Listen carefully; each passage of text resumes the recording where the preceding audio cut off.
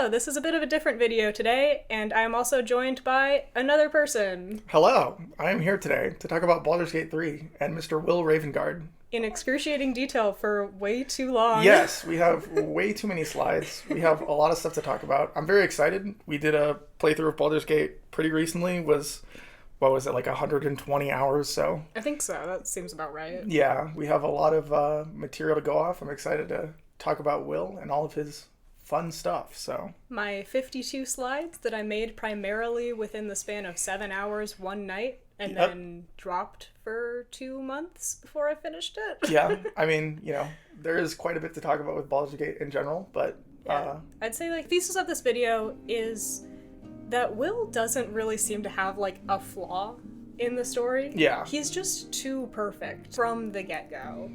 And because of that lack of a flaw, he doesn't really have an arc, and I think that a big part of that is because of how they transferred early access to the full release game and the rewrite of his character, and also just kind of discussing what is there with his character in the full release that we can maybe see from a different angle. Yeah, I definitely think after playing through the game, it feels like Wyll got a little bit kind of snubbed at points. A lot of the other characters have a lot more lines or a bit more kind of involved in the main story, so Wyll himself definitely has more of a weaker character arc compared to some of the other cast members, and that sucks because I liked him a lot. He's a great character. He's a poet. He's pretty funny sometimes, and it was awesome to listen to him. We were joking throughout the playthrough that it's annoying that every time you try to go talk to him, he's just saying well met. Yeah, and he doesn't really have quite as many moments as a lot of the other characters, so yeah, I'm excited to talk about him. Definitely feels like there's a lot of missed potential with his character, but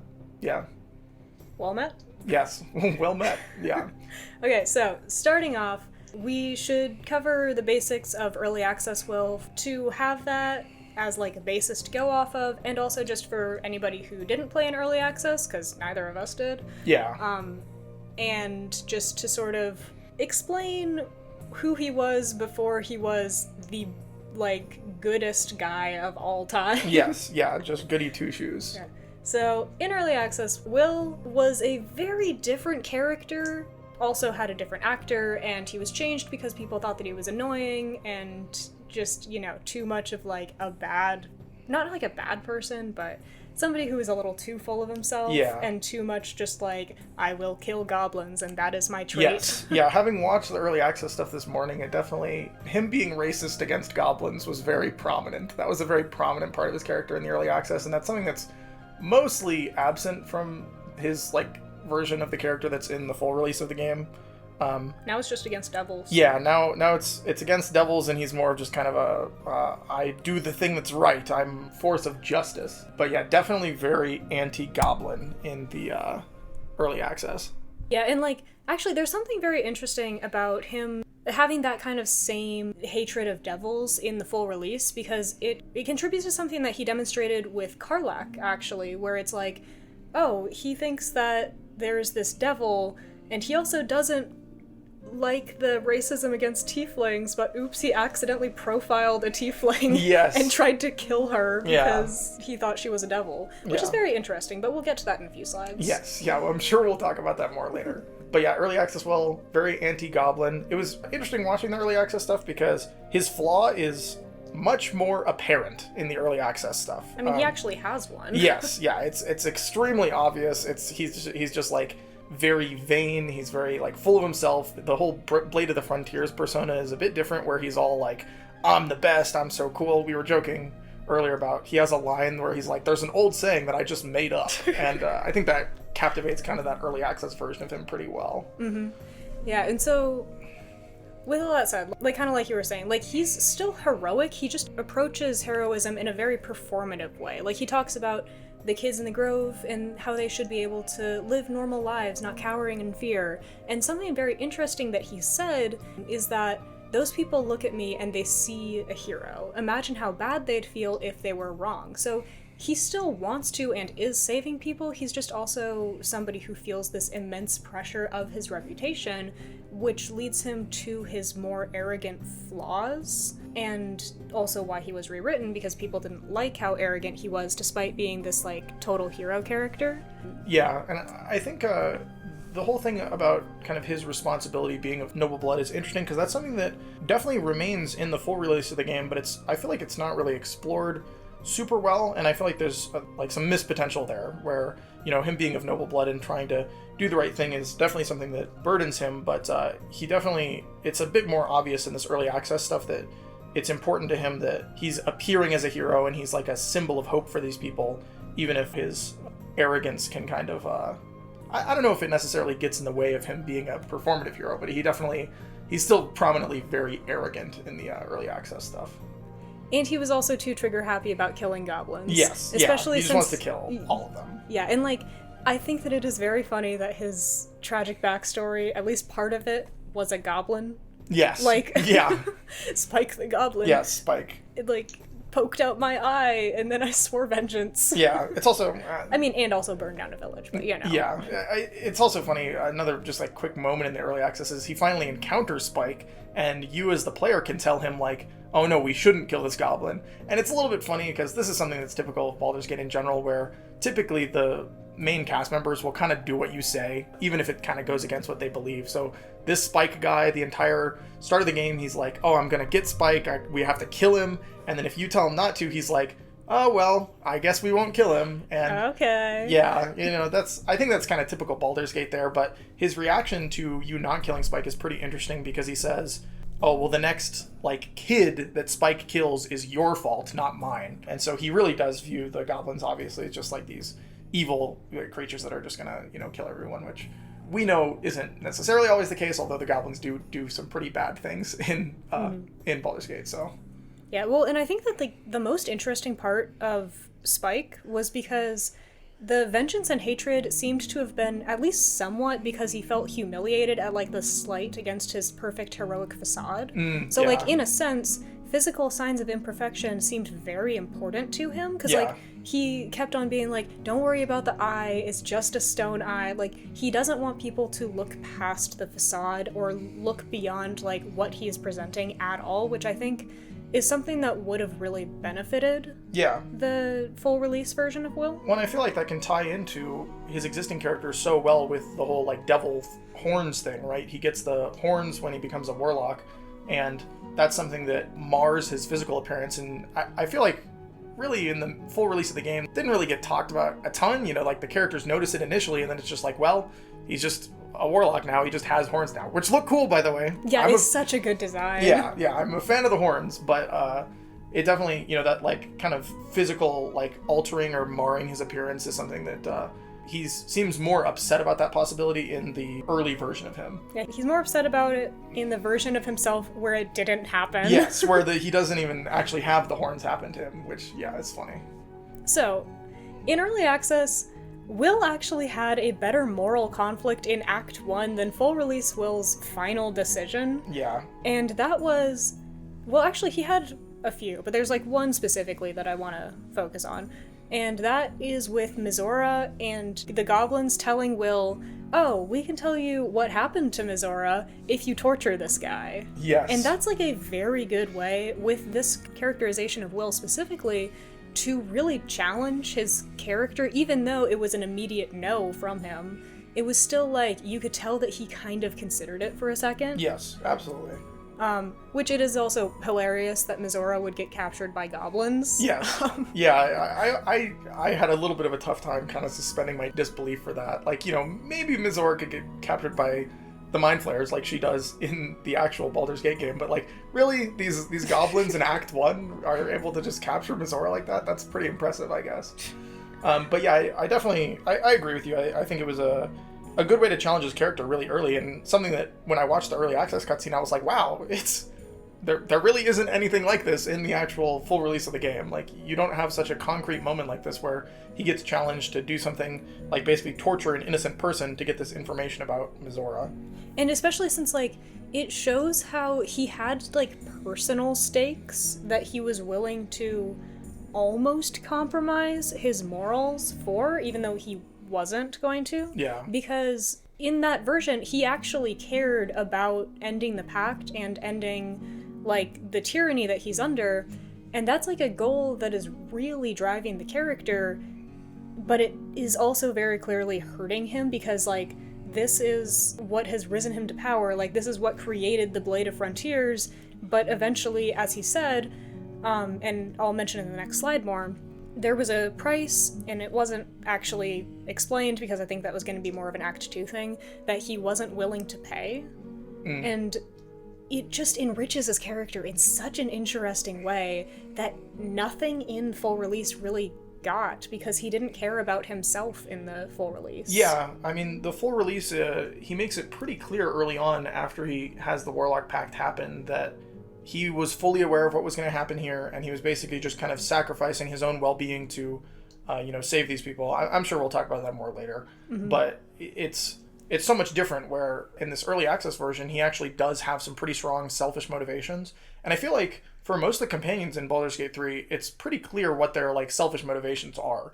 Like even some of the characters that are typically more what you would consider like good people, quote unquote, from the start of the game, still definitely have their own like selfish motivations. And Wyll really just doesn't seem to have that in the full release of the game. He's just kind of, just this perfect selfless hero. But yeah, this early access version has, I mean, like you were saying earlier, like he has this like identity of the Blade of Frontiers that's been built up by this pact, and he doesn't want to mar his reputation by like torturing this innocent person, but he definitely has that moment where he considers like, oh, maybe I should do this to get this information about Mizora. Like I don't know, he definitely seems a bit more interesting, and it's kind of a shame that we don't get to see what this early access version of Wyll would have been like in the future acts of the game, because I think there's a lot of potential for some more like really cool stuff to happen there, but obviously that's not the version that we have nowadays. And also this moral dilemma, or actually I guess not the dilemma itself, but what he says afterwards about his past with Mizora, where his tragic backstory being a goblin aside, like Mizora rising from the ashes of the town that Spike had burned down and like gouged out Wyll's eye in, and then promising the power that could let him enact vengeance, slay his enemies, and save their victims, all for his unyielding devotion, only to reveal herself as a devil after the deal was made, has some very interesting thematic implications that I guess more closely follow the theme, where there's this idea of something is promising power to do good, or like, just power that a character would want, and then that power ends up being a controlling force. Like Astarion says about Cazador, it was only after that I learned just how long eternity could be. The same goes with the Emperor. Raphael kind of has this sort of like, yes, I can give you the thing that you want, but also your soul is mine. I mean, I guess technically not his soul, but like, yeah, you will give me the crown of Karsus, where it lets him become a tyrant. Gortash does this with Karlach, and it illustrates the very distinct difference between early access and current Wyll's motives and flaw, or lack thereof, just because of how the pact impacted the themes. Yeah.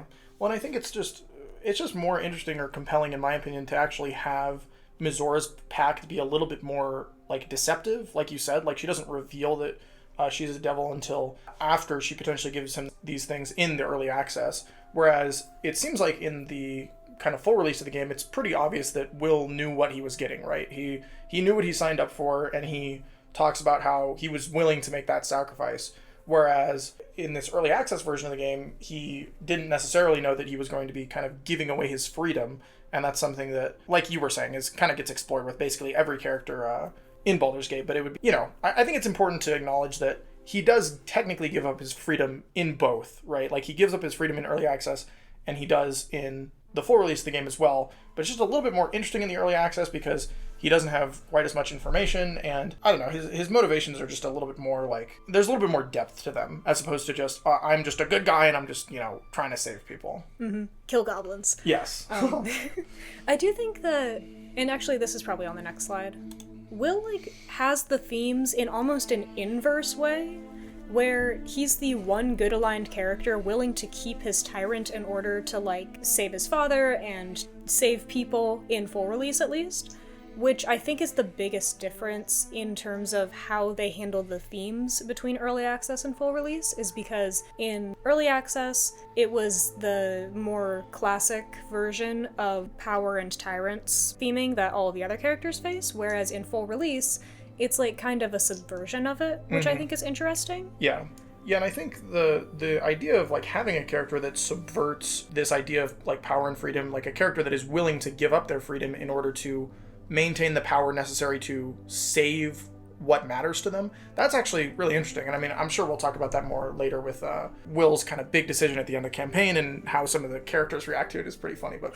we'll talk about that eventually. It is, like I said, like I feel like the potential for having an interesting subversion there is definitely interesting, and so I'm not gonna, fault the Larian devs just by default for trying to have him be different. But I think the biggest problem with full release Wyll, like we said, is that it would still be nice if he had a bit more of a tangible flaw, or if it felt like his arc actually like went somewhere. And it seems like there's a lot of potential for the early access version of his character to do that, whereas the full release version of his character doesn't seem to necessarily learn or change very much. But yeah, we'll talk about that more later. But the early access version of Wyll definitely, he strikes me as a character that could basically learn to become the Blade of Frontiers or the eventual Blade of Avernus as a result of more actual selfless intentions. He could have an arc that starts as, oh, I'm the Blade of Frontiers and I'm the best and I'm going to do all this stuff, and then that could eventually progress to, oh, I should actually try to like help people. I should try to do these things in a selfless way. Whereas Wyll in the full release of the game just kind of starts like that, and then he's just like that for the rest of the game. So, yeah, it's a very static arc for the most part.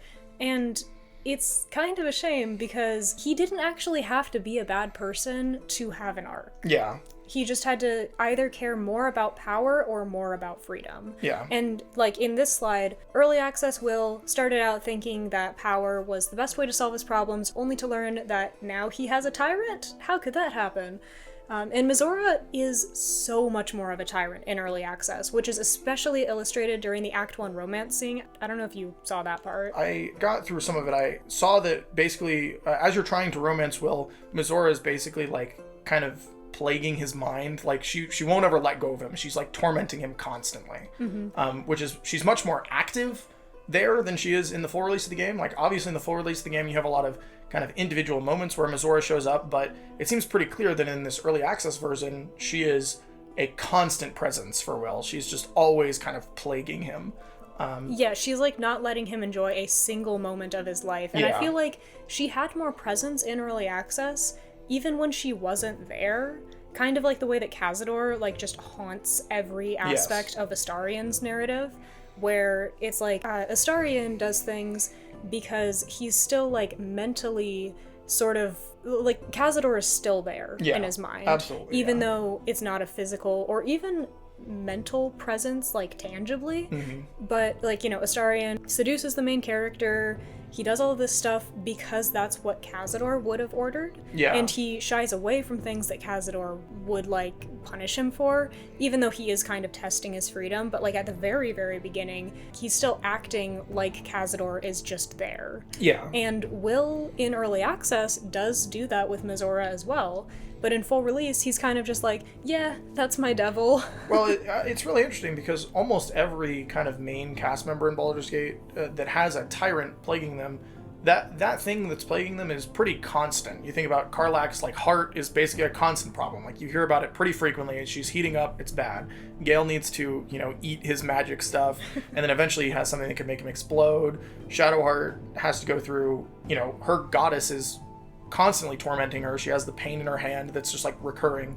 But for Wyll, I mean, like I said, you have Mizora kind of show up occasionally, but really what it is he agrees to the pact, he gets his horns, and then it's like, well, he's just more powerful now, and you don't really have a ton of moments where it feels like he's being actively plagued by Mizora.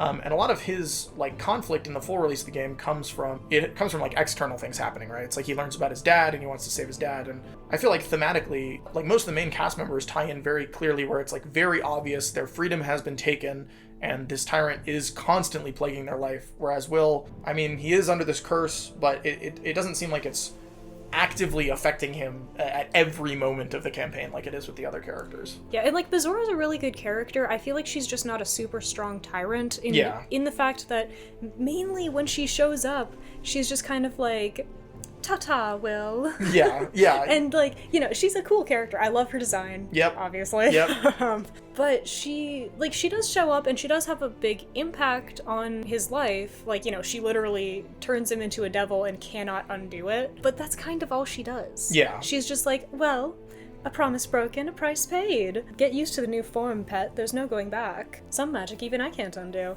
And, like, she shows up and offers him deals kind of in the same way that Raphael does. So it's interesting why Raphael is such an amazing villain, and Mizora just kind of feels like she's just there. Yeah. Because, I mean, I think it's also a difference in, like, Raphael has a lot of presence through, like, the theatrical nature of his character. Yeah, and I mean, I feel like it's also just kind of scale, right? Like, Raphael's very big and powerful, and you go to his area and all this stuff, whereas Mizora is just a bit more of kind of a minor thing, and it doesn't help that she's also, like, subservient to Zariel, right? You hear a lot of stuff about Zariel, and Mizora does things because of Zariel, but Mizora's kind of a step down from Zariel, I guess. And so it definitely does seem like it makes Wyll's tyrant seem less threatening in comparison. And that actually does tie into a different aspect of the themes, where it's like the cycle of abuse and like the cycle of what makes a tyrant, because Cazador had it with the vampire lord who turned him, and then he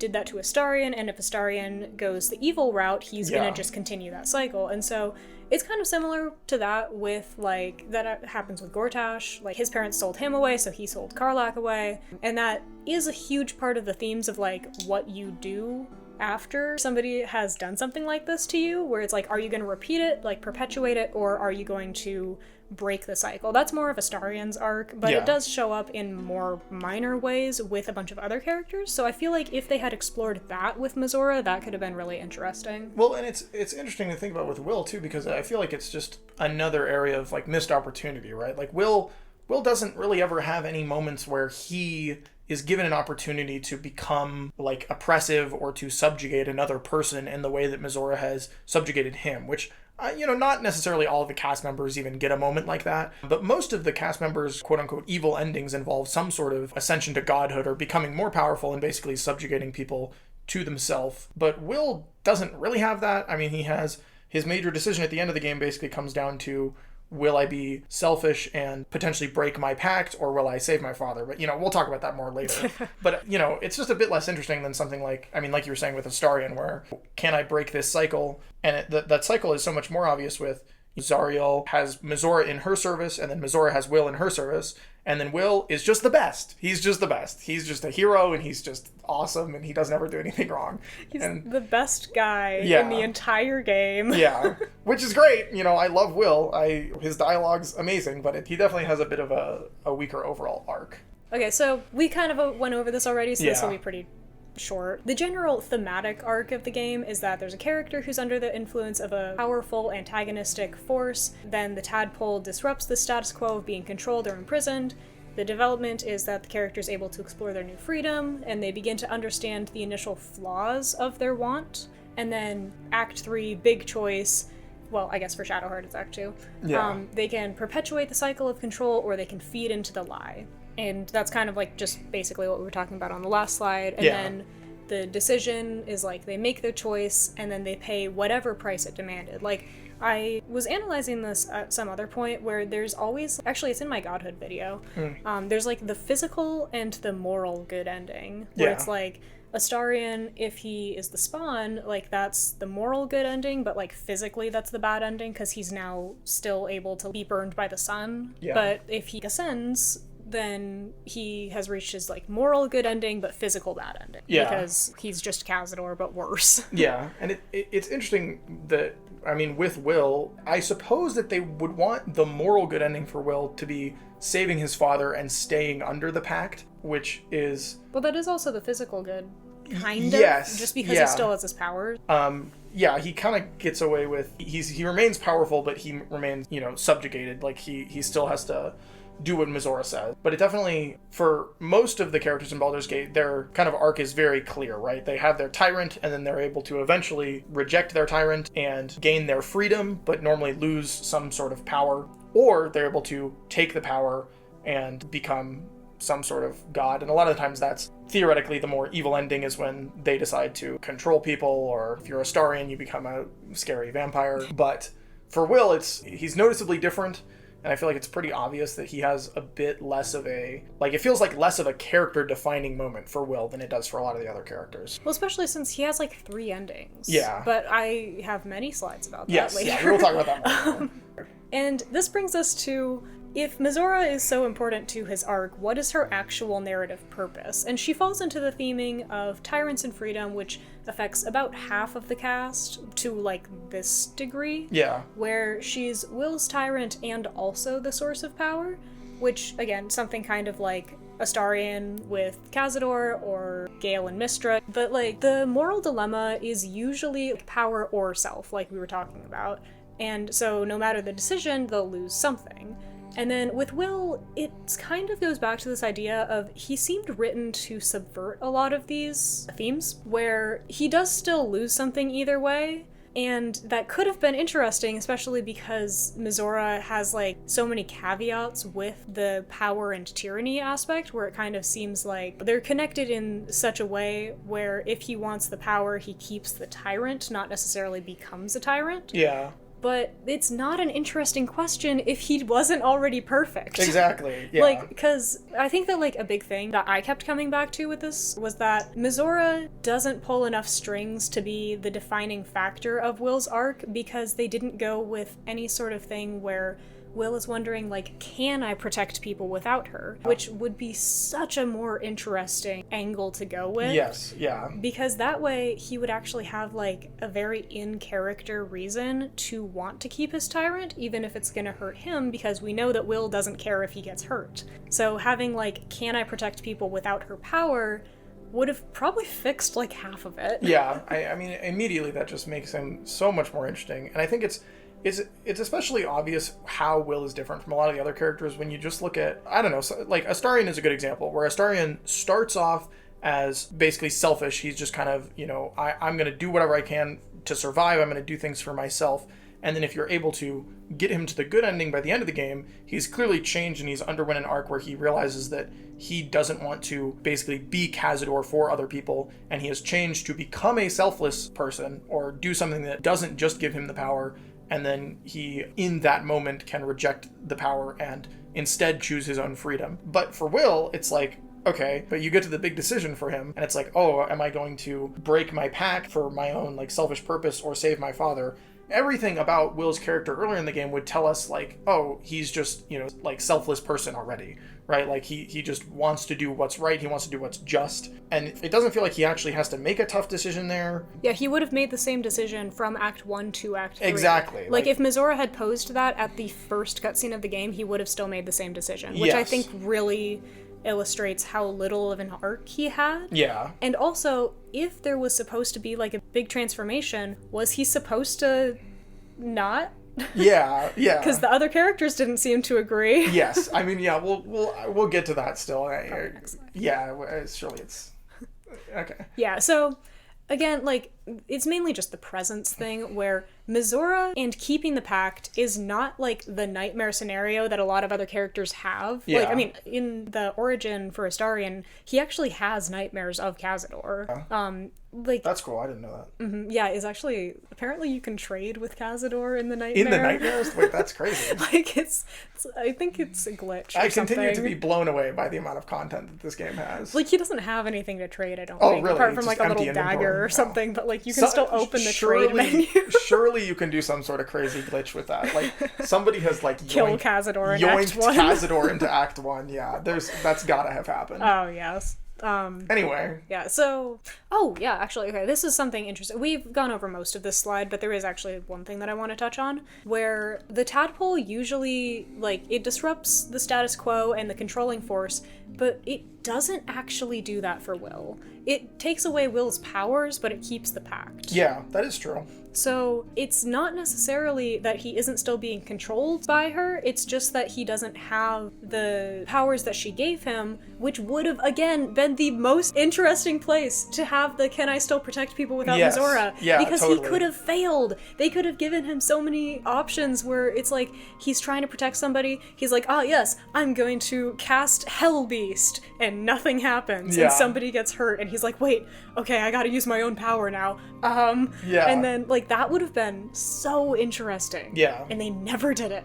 Yeah, that is definitely a missed opportunity there. I mean, it definitely kind of adds to the whole, like, Mizora doesn't feel like an active presence, right? Like, even if Mizora herself wasn't more active, if the tadpole was a little bit more disruptive to the power he was receiving, or if it really just challenged him in any way that was, like, other than, you know, the way that all of the cast is challenged, which is just that they think that they're going to turn into a mind flare. But if it did, like you said, if he has to make the choice of, like, oh, can I actually protect people without this pact, without these powers, it could lead to some very interesting things, and then that, you know, obviously never happens, so. Yeah, because, like, the tadpole is kind of like, it's sort of the inciting incident for most characters. Karlach is also kind of an exception, but that's also, you know, she was added very late, and is more in line with how Wyll is characterized in terms of, like, there's not as much of an arc, it's just kind of, like, exploring not having as much of an active tyrant, but it's very different, but they also have a lot of parallels. I'll get to it later. Yeah, Karlach also has some of her own problems, I think. Like, I think she's also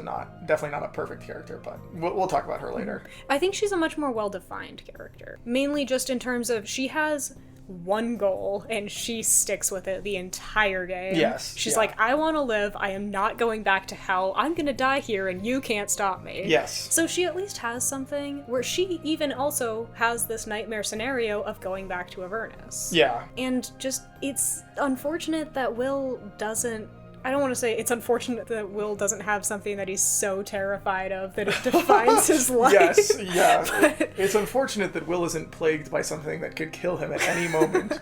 But I mean, that is kind of true, you know? Yeah. Like, with a lot of the other cast members, that makes them very interesting. But yeah, that's like the main thing about this slide. Yeah, so yeah, if we're looking at this from a different angle, to try to see like, okay, if it's not that specifically, then what part of the theme is Wyll drawing from? And I don't think it's obviously not the Shadowheart and Lae'zel version of the theme where they don't know the lie that they're being told. Yes. There could have been some very interesting elements of that with, like, you know, it was only after that we made the pact that she revealed herself to be a devil in early access. Exactly, yeah. So there could have been some kind of lie, which actually, thinking about it now, that would have been so interesting if, and this kind of does relate to when we first met Wyll, and he was like, I'm hunting a devil. She's definitely a devil and not a tiefling. Yes, yes. Where if Mizora had not dropped the facade and kept him, I mean, this would have rewritten his entire character, which I wouldn't want, but it wouldn't actually have to rewrite his, like, characterization,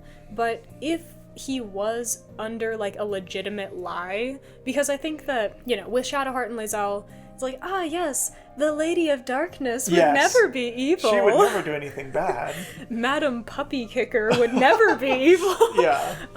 And it would have been actually really interesting if Wyll did genuinely think that he was doing the right thing and then had to have this moment of, wait, I have not been saving people, actually. Yes. That would have been really cool, but yeah. Oh well. I mean, just another missed opportunity, right? It's like, you think about what actually happens to him is it's like, I can save these people by doing this pact. Okay, I did the pact and I saved people. And now, like, things are kind of bad for me, but that's okay. Yeah, Wyll is very much defined by the ability, and I guess, like, the fact that he knows that he's going to do what's right no matter the cost. It's just that that's never challenged. Like, he's never told to question what's right, apart from that really interesting thing with Karlach at the beginning. Yes. And with Shadowheart and Lae'zel, a big part of their big decision to, like, continue living the lie or to break it is that it's mainly just that it's scary to lose the, I guess, comfort of knowing something, even if it is a lie, because if Shadowheart leaves Shar's embrace and Lae'zel leaves, like, the path of Laketh, they don't really know what's gonna be there for them beyond that. And Wyll, I think, could have fed into this very well with, like, I don't know what it would be like to not have Mizora. Kind of like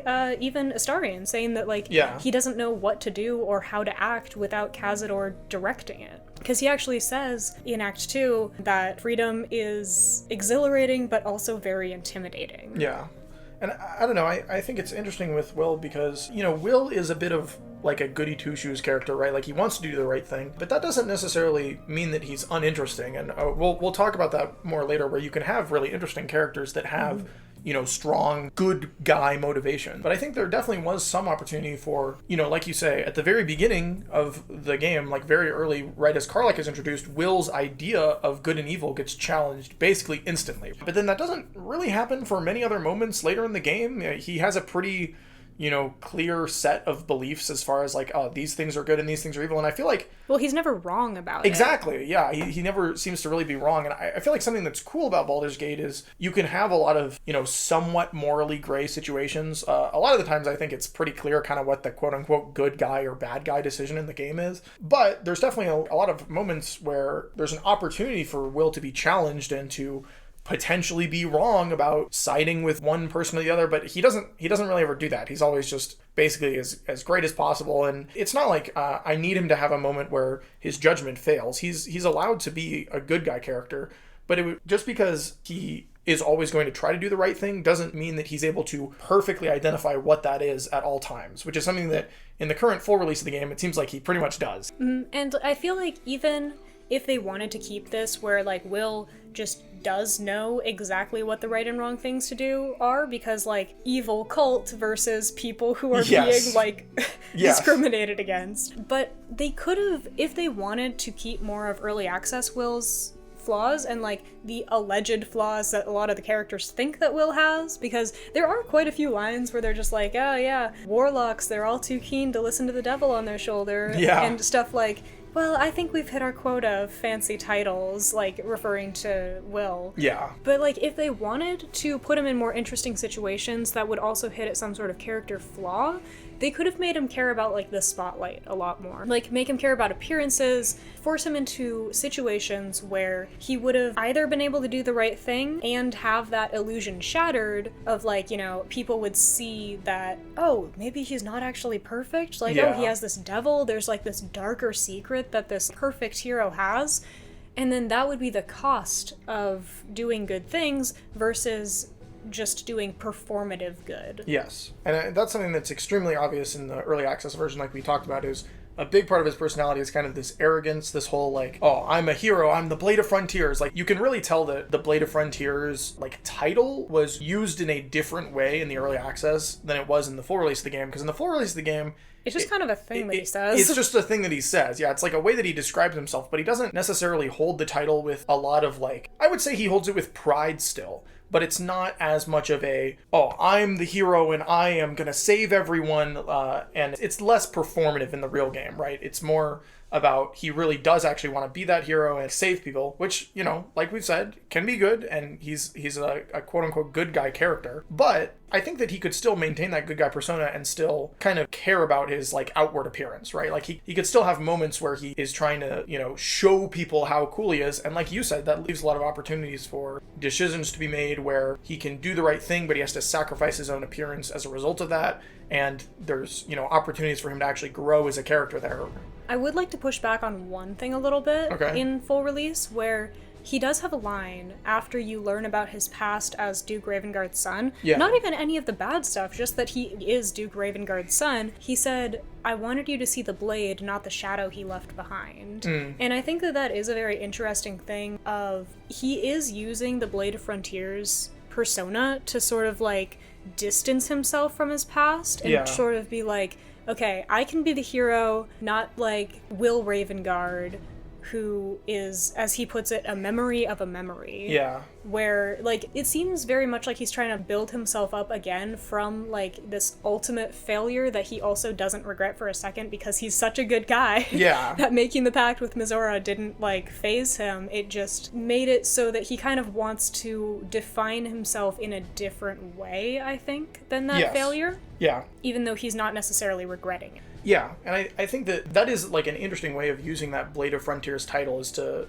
think that, now he's kind of moved on from this past self, and he is trying to be this new person, this Blade of Frontiers. But I do think that there's less opportunities for character moments with that, right? Like, you get that one dialogue moment where it's like, oh, he's trying to move on from his past, and you definitely get some interesting stuff with his father, especially in Act 3, where they're kind of reconciling this old version of Wyll and quote-unquote bad things he did in the past, which, once again, once that actually gets revealed, it's kind of just like, his dad's like, oh, You were just a good guy, and you just did the right thing the whole time. I'm gonna link their minds and just speed through any interesting character dialogue. Yes, yeah. And so, you know, I agree that that's kind of an interesting aspect of the Blade of Frontiers title in the full release of the game. But in early access, I mean, like you were saying, it definitely feels like there's an opportunity for Wyll to be chasing the spotlight and wanting to be this kind of celebrity, right? And it's actually funny because when you play the full release of the game, you have a few characters that will interact with Wyll, and the Blade of Frontiers is not popular. There's not a ton of people that really know what that means or who the Blade of Frontiers is. But I think that if you had this version of Wyll that was obsessed with trying to get people to learn about the Blade of Frontiers and his great heroic acts, and you know, you have somebody like Volo who's like a bard character, and you could have Wyll be like, oh yeah, you gotta, you know, go and tell people, or you gotta go and write these songs about my acts as the Blade of Frontiers, then it just leads to some potential character conflict there where Wyll wants to show off that he's this awesome hero, and it's just not really like that in the actual game. Mm-hmm.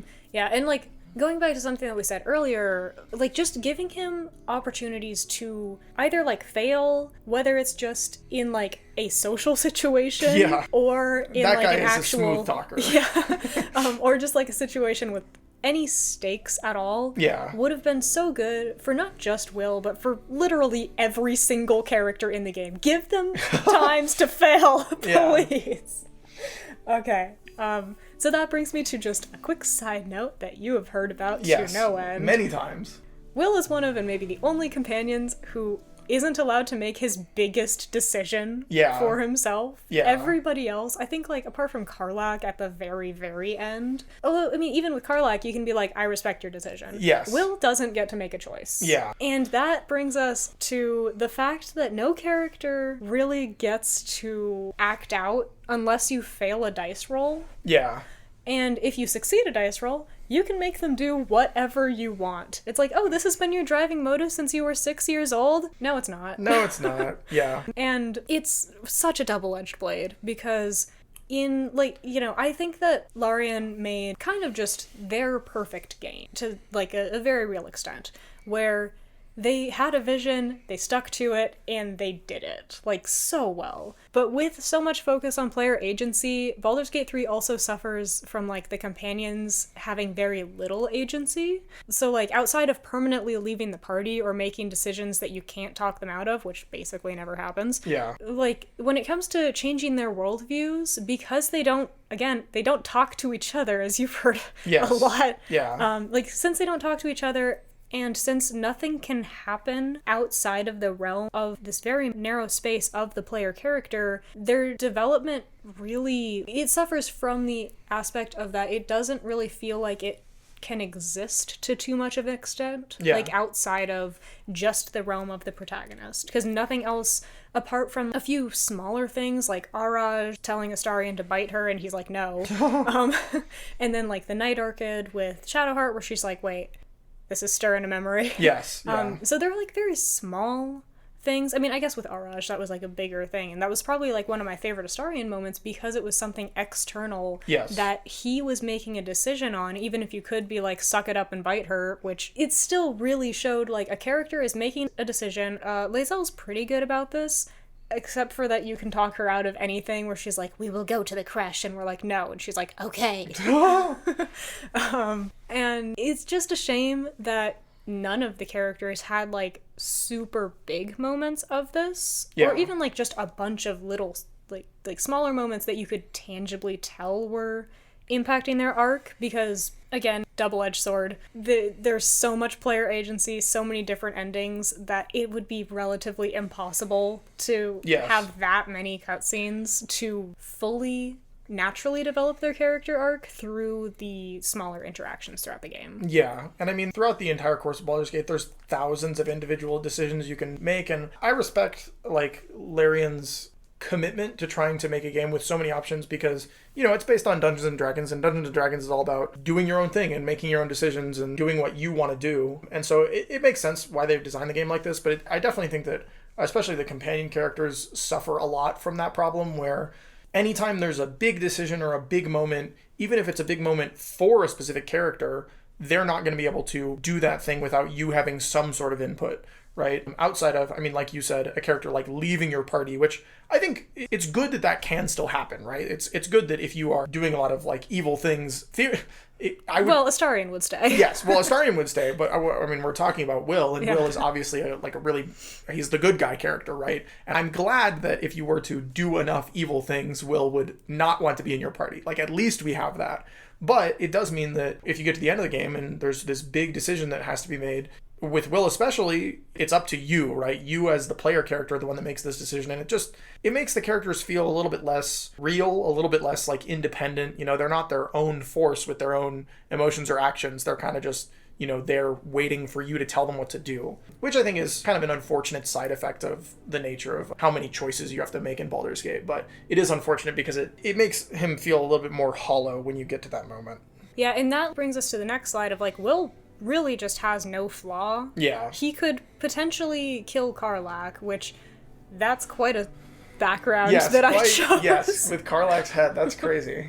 But, like, having that as an option of, like, even though Karlach is so obviously, like, not bad at all, and she's obviously not a devil, and she ties into this theme of, like, she's a victim, and even with all of that, you still have the option to be like, no, Wyll, go get her. Yes. Well, and I know when I was first introduced to Karlach, like, I was just under the assumption that this was just a person we were going to be killing. It's a bit interesting how, especially after you've played a lot of video games, you'll go to an area and it's like, you're supposed to kill this character. A lot of times you're just kind of expecting to kill them. But then, you know, you go through a similar thing that Wyll does in a sense where you learn, like, oh, Karlach she's pretty cool, you know, sometimes. But yeah, like, so after, like, Karlach was a really good subversion of that, like, in just a subversion of video game tropes. Yes. And it was interesting that was his only real time of being wrong. Yes. And so, like, I mean, the fact that he has basically the same exact response, he finds out, like, Mizora tells him,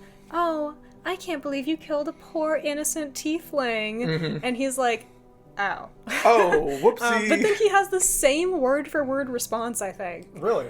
I mean, it's been a while, but yeah. I remember it being pretty much the same dialogue, just slightly more solemn. Yeah. After he kills Karlach, as if he saves her. So, like, it shows how strong his convictions are, of just, like, I will do the good thing, and I am sad that I did the bad thing. Yes. But it doesn't really impact anything going forward. I mean, maybe there's, like, a few extra line of dialogue. I haven't ever killed Karlach, no. But I think that giving him more opportunities to have his heroism be, like he thinks that he has the conviction, he thinks that he knows what is right, and that is the best way to challenge good guy characters. Yeah. Which I think is on the next slide. Yeah.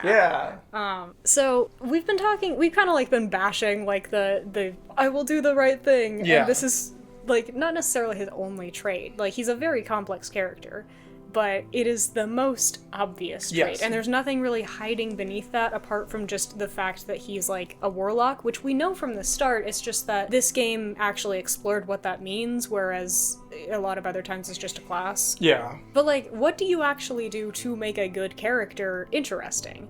And we've been talking about this like a lot, where it's the ways that you challenge their goodness. Like, they don't necessarily have to have a super complex arc, and they don't need to be evil at all. Like, they don't need to have super bad, horrible flaws, or like kicking puppies and like burning down houses. Like, they can just be good. Yes. And those characters are much more difficult to write because there's not that element of secrecy or something that you can tell is going to be super well paid off. So it's more about how the narrative is shaped around them rather than how they individually act in an arc. Yeah. And I think that a lot of like good guy characters have at least some sort of flaw or something to struggle with a bit more than Wyll does. Because, I mean, like we said, Wyll has his pact, but he doesn't have a thing that he can kind of be torn up about after the whole Karlach thing. Even with most good guy characters, they have at least something to struggle with. They have something that they're going through.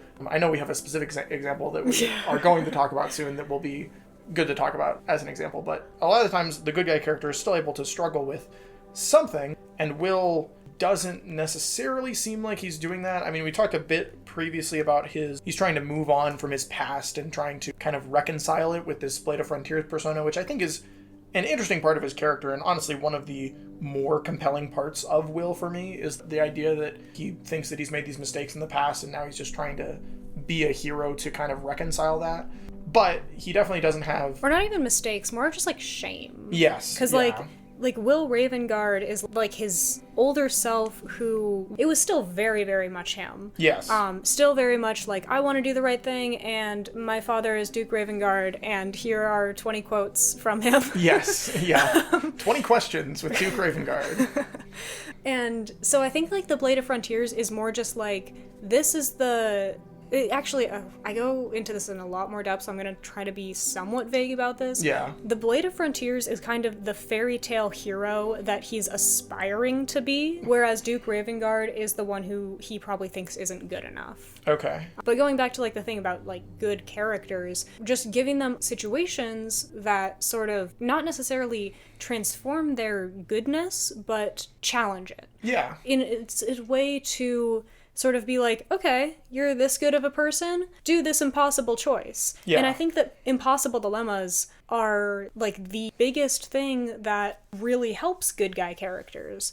But Wyll is kind of the only character who had a loophole in his impossible choice. And it wasn't even an impossible choice because anything that was going to genuinely challenge Wyll's morality could not impact his own life. Like, it can't be something where he is one of the people who could be saved from it. Yes. Because Wyll will always sacrifice himself. He will always choose the selfless option. And I think it's something that, I mean, it's so obvious if you watch basically any superhero movie, anything, right? Where at some point the hero has to make some sort of decision that will involve saving somebody they care about versus saving a bunch of people, or saving themselves versus saving somebody else, or sometimes they have to save the villain. But there's these kind of hallmark choices of a lot of good guy characters that, you know, frequently in superhero movies they'll end up kind of finding some workaround for or whatever. But I feel like Wyll doesn't even really get an opportunity for something like that, right? I mean, it's like you said, it's like if Wyll is ever presented with an option where it's sacrifice yourself to help other people, he will pick that option. Like, he seems to have basically little to no selfish motivations at all, which is, like I said, I think you can make that work and it can be interesting, but it also feels a little bit fake, right? Like almost every person, even if you are trying to be like a selfless good person, you have some sort of, you know, internal selfish motivation, and that just really doesn't seem obvious for Wyll a lot of the time. Mm-hmm. I like character on the slideshow, Captain America. Yeah. Is probably like more of a good guy character than even Wyll, because I don't think Captain America would make a deal with the devil. Yes, probably not. But he is said to be a very boring character, and in his, like, characterizations where they didn't really know how to write him, or where they were kind of writing a caricature of Captain America, that's when his characterization really struggles, because he is just good guy jock. Yes. He actually has a lot of complexity in the situations they put him in. And so it's like very much a testament to, one, a good character with very strong motives, even if they're not really changing, but also it is what you do with the space around the character when the character themselves isn't going to change in a very drastic way. Yeah. Like, he does have somewhat of an arc in, like, I mean, he has an arc in all of his movies. They're just very subtle. Yeah.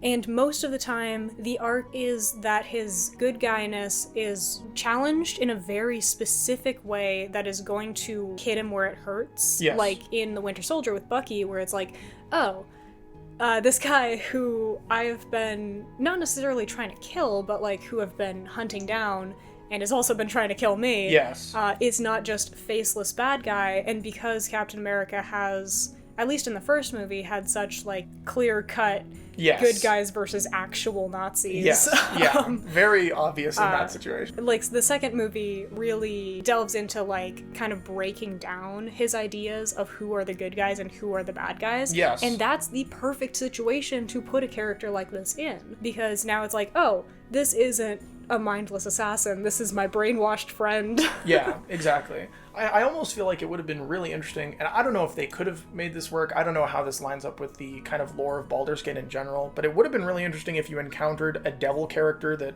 seemed to actually do something positive or have more kind of good intentions to some extent, and then you can have a moment where Wyll is actually challenged to think, you know, like, oh, is this person just bad just because they're a devil, or is there a possibility they might be able to actually help us?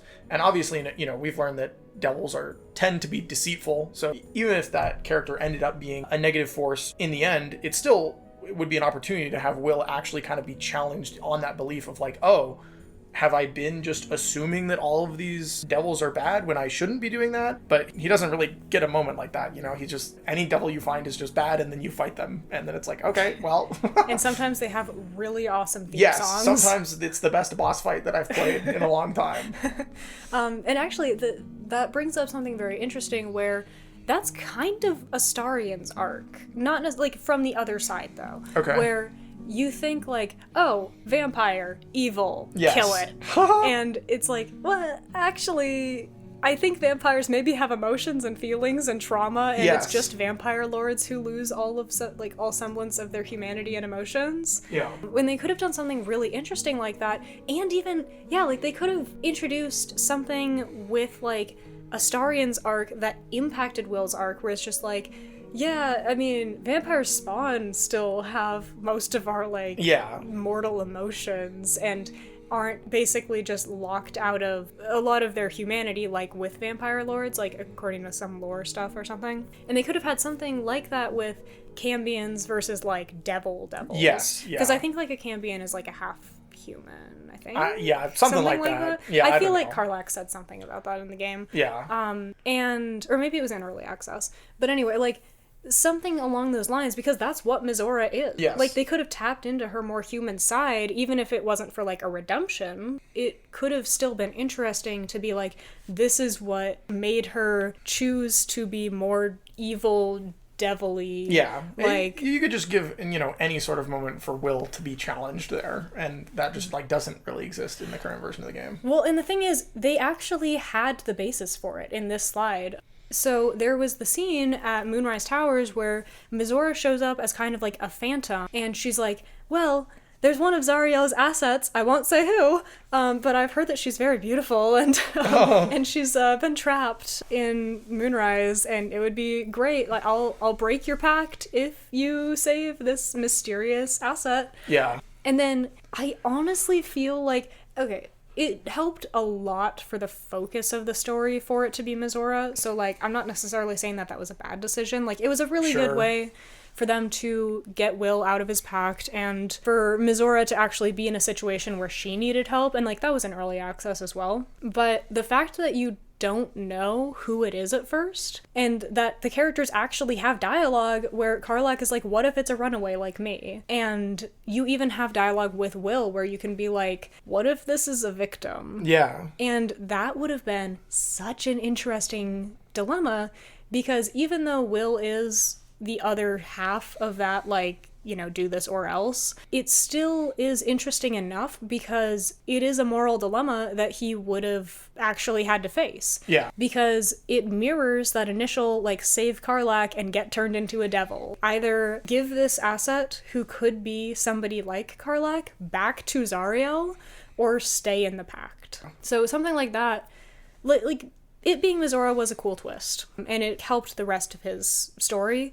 It just didn't really, like, explore that moral gray area that it could have, because it was barely even discussed. Yeah, I mean, it's basically, it always just seems very cut and dry. He's not challenged, and we've been talking about that ad nauseum at this point, but there's definitely an opportunity there for him to be a little bit more challenged and think, you know, is what I actually believe correct, or, you know, just have basically anything more interesting happen with that rescue, but... Or, like, have his ideas of heroism change. Yes, because I think that that would be the biggest thing to alter. Yeah. Would just be, like, what does he think is right, and when is it wrong? I think that even, like, you could have done something even more interesting with Mizora herself, where Wyll has a moment where he's kind of challenging Mizora on her loyalty to Zariel, I guess, and kind of asking her, like, oh, are you really, is this actually, like, happy having your freedom taken away like this? But he doesn't really have moments like that, and I mean, obviously, Mizora is kind of his own oppressor, so he doesn't necessarily feel a ton of empathy for her, I think. But I feel like that's an opportunity with a good guy character, is to have them have a moment with the villain like that, where he's trying to kind of acknowledge and see them as a person. Well, and especially since I think, like, a huge part of the theme is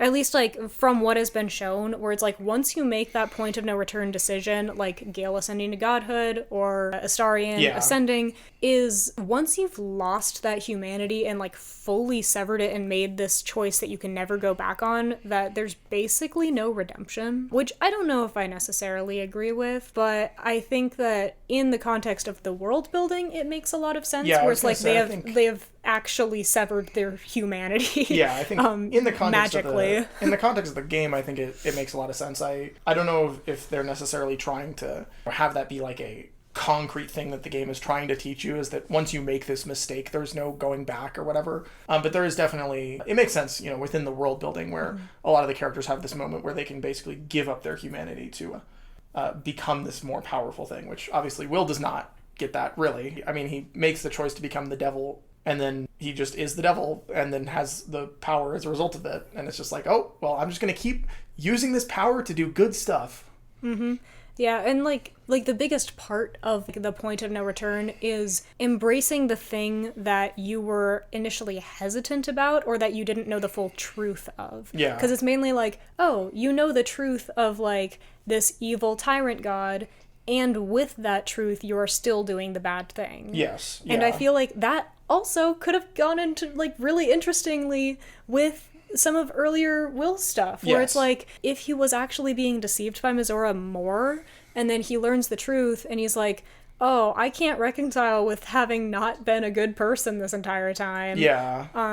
Or, I mean, obviously he wouldn't do that, but that would have at least been an interesting thought experiment. Or he's like, oh, well, now that I know the truth, I guess I have to decide what good is for myself. And that would be, again, very interesting, because he seems to build his ideas of heroes and goodness from the stories that his father told him, not necessarily from just his own judgment. Yeah, he doesn't have really a lot of moments during his, like, personal experience in the game where he has to realize what it means to actually be a hero. He just kind of got this idealized version of heroism from his father, and then that version of heroism turns out to just kind of be mostly correct for most of the game. So, and the next slide, like, we've already gone over this. Wyll doesn't care about the spotlight. He doesn't even, like, want to dance in front of anybody. He's just practicing his goofy little, like, bird mating ritual alone.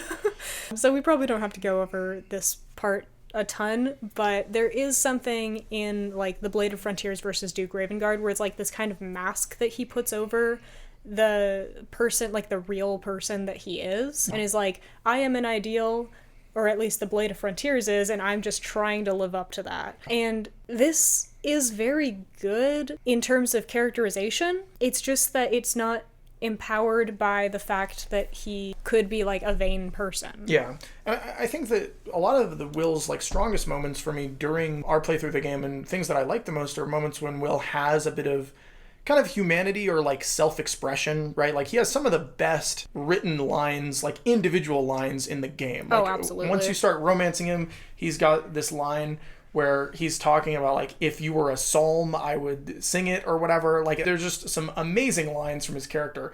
And those moments are great, and I think it could feel like such a satisfying payoff if he starts off and he's still this, like, eloquent, kind of noble person, but he's a bit more vain, right? He's a bit more self-centered. He kind of uses this appearance of, like, nobility to kind of prop himself up and show how cool and great he is as the Blade of Frontiers. And then if he were to go through a bit more of a character arc and become less vain and care less about the spotlight and become more of a selfless hero, then especially with something like the romance, when he's kind of giving you these words of affection, it's like he has kind of taken this part of him that used to just prop himself up and make himself look like the best, and he's using that to instead be selfless and to express his own affection or love or whatever. Like, there's potential there for that to be a little bit more of a kind of interesting part of his development, as opposed to just, oh, he's just the best, and he will, write me a poem just because he feels like it, and he's awesome. Yeah, like, there is definitely, for being a character who has so much about, like, the mask and the identity and, two different parts of himself that he's kind of, like, trying to cover his old self up with the mask of the Blade of Frontiers. Yeah. It's weird that he doesn't actually hide anything. Like, there's no part of himself, really. Like, he might not say something about it, but he's not actively, like, hiding any part of himself or any even part of his characterization. Well, he doesn't have anything to be ashamed of. Like, most of the other characters have something that they would actually want to hide or initially be hesitant about sharing. You know, I mean, obviously, you know, Astarion is probably the easiest and most clear example where he is a vampire and he does initially hide that. And then, you know, you learn it pretty quickly. But with something like Wyll, it's like he has this kind of past identity that he's kind of trying to cover up, but he's not really hiding anything there, and he's not really that ashamed of anything. I mean, like you said, he's always been the same person. Like, he didn't really make that many mistakes or anything in the past. It's just that he has this kind of noble persona that has been kind of marred by him being sent into exile by his father. But like you said, like, he's not actually really hiding anything because there's nothing for him to be ashamed of, really. Yeah, although there is one character who doesn't have a traditional flaw, and like we were talking about earlier with Karlach, like, she's not the most, like, overarchingly compelling character where, like, she doesn't actually have really any transformation apart from just, like, I trust my friend to go to hell with. Yes, yeah. But she's also so well defined. Like, she does have some personal flaws, mainly just, like, in personality ways, where it's like she's a bit brash and sometimes burns down a building. Yeah, from time to time. Yeah, it happens to the best of us. But even though she doesn't have, like, a big character flaw or, like, an arc, she's so well defined and sticks so much to her, like, I'll die here and not go back to hell, rather than, like, if I could live forever in hell, I wouldn't. Yes, I would rather die here than go and live in hell in servitude. Mm-hmm. Which is, I mean, immediately very compelling, but I feel like it's also... Karlach is interesting because she's defined by her struggle, right? Like, her struggle is very apparent throughout the entire campaign. You have a lot of individual moments where, oh, my engine is acting up and I'm going to start burning up real soon, and you have to actively do things to prevent her from theoretically dying. And we were talking about that earlier with a lot of the other companions have moments like that where it's like clear that they are struggling or they're going through something or they're under some threat. Whereas with Wyll, it's like, well, he is under the pact, but you don't really see the consequences of it that frequently, right? Yeah, well, and, like, that's a really good point. Like, all of the other characters are defined by how they adapt to the struggles that, like, they're put under. Wyll is just across the board so much of a good guy that he's like, you know, I've never regretted the pact for even a second because it let me save people. But it would have been really interesting if, like, maybe during one of the romance scenes or just, like, a character scene where he kind of starts opening up to you more about the person beyond the blade. Yeah. Where he's like, yeah, actually... I mean, he does kind of say, when you tell him, you should get out of this pact, he's like, that's a thought that's kept me up day and night for years. So he is struggling with it. You just don't really get chances, or, like, you don't get times like in the early access romance where you can see him being actively plagued by it and also kind of saying, like, damn, she's not letting me live at all. Yeah. And I feel like him only saying that after he's opened up to you a little bit more would be so good. Yes. Well, I feel like I was expecting the romance to end up... Like, I feel like I was expecting to get to know him personally a little bit better from the romance. And I mean, he does open up to you and he talks about his past and, like, what happened with his father and everything. But really, I feel like you don't get to witness his personal struggle that much. Whereas, I mean, like we said with the other characters, like with Karlach, that struggle is front and center. Like, you see it time and time again, over and over. Mm-hmm. Yeah, and so, like, we've gone over, like, what is Wyll proving thematically, because he does have a very subverted version of the themes. I just don't know if they did it super elegantly. Yeah. Just in, like, not necessarily in the way that, like, they couldn't have done this with Wyll's character. It's like they just tried to keep too much of early access in, like, an odd way. So if he's not proving his own character development, that means that, like, from a writing perspective, he should be proving something from the narrative's larger scale themes. Yes. So, like, Astarion, easy, breaking the cycle of power and terror will leave you with truer sense of self and freedom, but the cost is that you won't have that sickly power that could only give you, like, the lie of contentment. That shows up quite a few times, and it also is mirrored by the tadpole, too, where it's like, becoming squid god of the world doesn't actually remove your infection, it just empowers it, which I think is, like, a very succinct example of that. And so, Wyll's big decision of sacrificing his father for freedom, or saving his father at the cost of remaining under Mizora's control, is something that, like, should work as a morally gray conflict, but it's held back by two things, which are Shadowheart's parents Yes. and Wyll's own goodness, which we've already explored that part. So this decision that Wyll makes doesn't just hinge on the game's themes, but also how those themes apply to Wyll's arc and growth. And like the lack of an arc kind of also means that there's a lack of theme. So if he's not like making a decision that would be different from Act 1 to Act 3, he's not actually saying anything different about the theme unless he was like statically just living the theme. Yeah. But not every good character actually needs an arc. Good characters can be so interesting, like Yes. Aragorn exists. Yes, you Aragorn. can't dispute that fact. I have a poster of him behind me right now.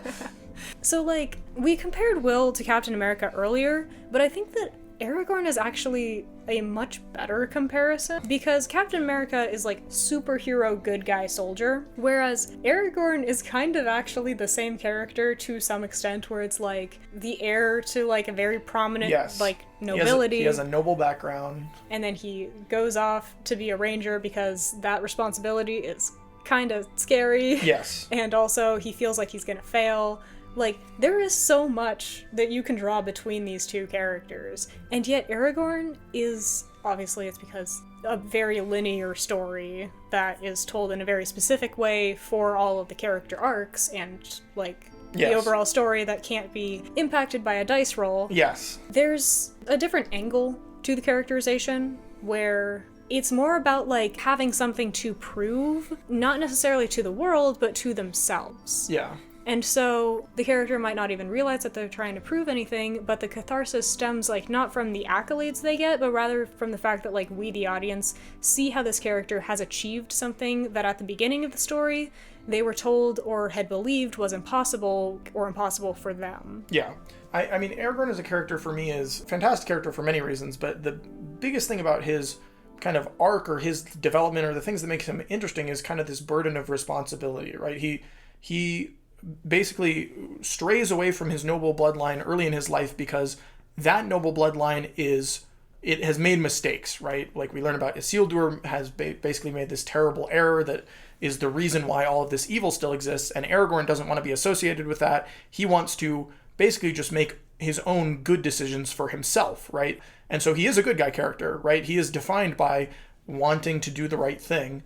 But then as he progresses in the story, he learns that in order to do the right thing, he actually needs to kind of re-embrace this noble bloodline and kind of accept that responsibility that he's been running away from his whole life. And, you know, there's a couple things there that are similar with Wyll, you know, like the noble bloodline is similar, but I think that the kind of reason for leaving is very different for both of them because, you know, they both want to kind of leave to try to do the right thing, but Wyll's house and his bloodline isn't necessarily, you know, bad. They haven't necessarily done bad things. Duke Ravengard maybe has made some like questionable moral decisions, but for the most part, the picture we get painted of Ravengard and the things that he has taught Wyll is mostly positive, right? It's where Wyll kind of gets this idealistic kind of heroism. And so Wyll basically ends up leaving and getting exiled from that, and then he gets to make his own decisions as the Blade of Frontiers and try to do his own thing as a hero. But whereas Aragorn is kind of reconciling the mistakes of this noble past, Wyll is just, like I said, or like we've said before, Wyll has just always been Wyll, right? Like Wyll has just always been doing his own thing. He's always been a hero. He's always been making these noble, right decisions. And so it feels like he doesn't kind of struggle in the same way Aragorn does with what do I actually need to do the right thing. Aragorn has to finally go back and make that decision. Oh, I need to be a noble because it's what is right for everyone and it's how I can actually help people. And Wyll just doesn't need to do that. Yeah, and like something that both Aragorn and Captain America face is like the being good is never at stake, but the ability to achieve a goal is. Yeah. And so then, like, more specifically with Aragorn, him being a good person never changed. It's just how he wielded his goodness, and in so doing, like, that let him overcome his internal conflicts, where it's like, oh, yeah, okay, just because my ancestors failed doesn't mean that just because I have the same blood in my veins, should like not do this like greater good that I could if I lived up to it. Yeah. And I mean, Aragorn gets very, very distinct moments where he gets to basically reconcile or make up for the mistakes of his ancestors, right? Like, he gets to go to the dead under the mountain and he gets to actually free them of their burden. He gets to make up for their enslavement in the past. And so regardless of the fact that, he is good and he stays good the whole time, the actual individual actions that he does are, he accomplishes things. He goes through individual change, which leads to him taking actions to like make up for all of these mistakes that were made by his ancestors in the past. Yeah, like you can very clearly see, like, from his first few scenes and last few scenes, like, Aragorn has undergone so much character development while still being, like, a good person, and that part of himself didn't really change. There were just the internal conflicts that he worked through that let him sort of feel comfortable with this, like, daunting responsibility, or at least just, like, rise up to it. Yes, yeah.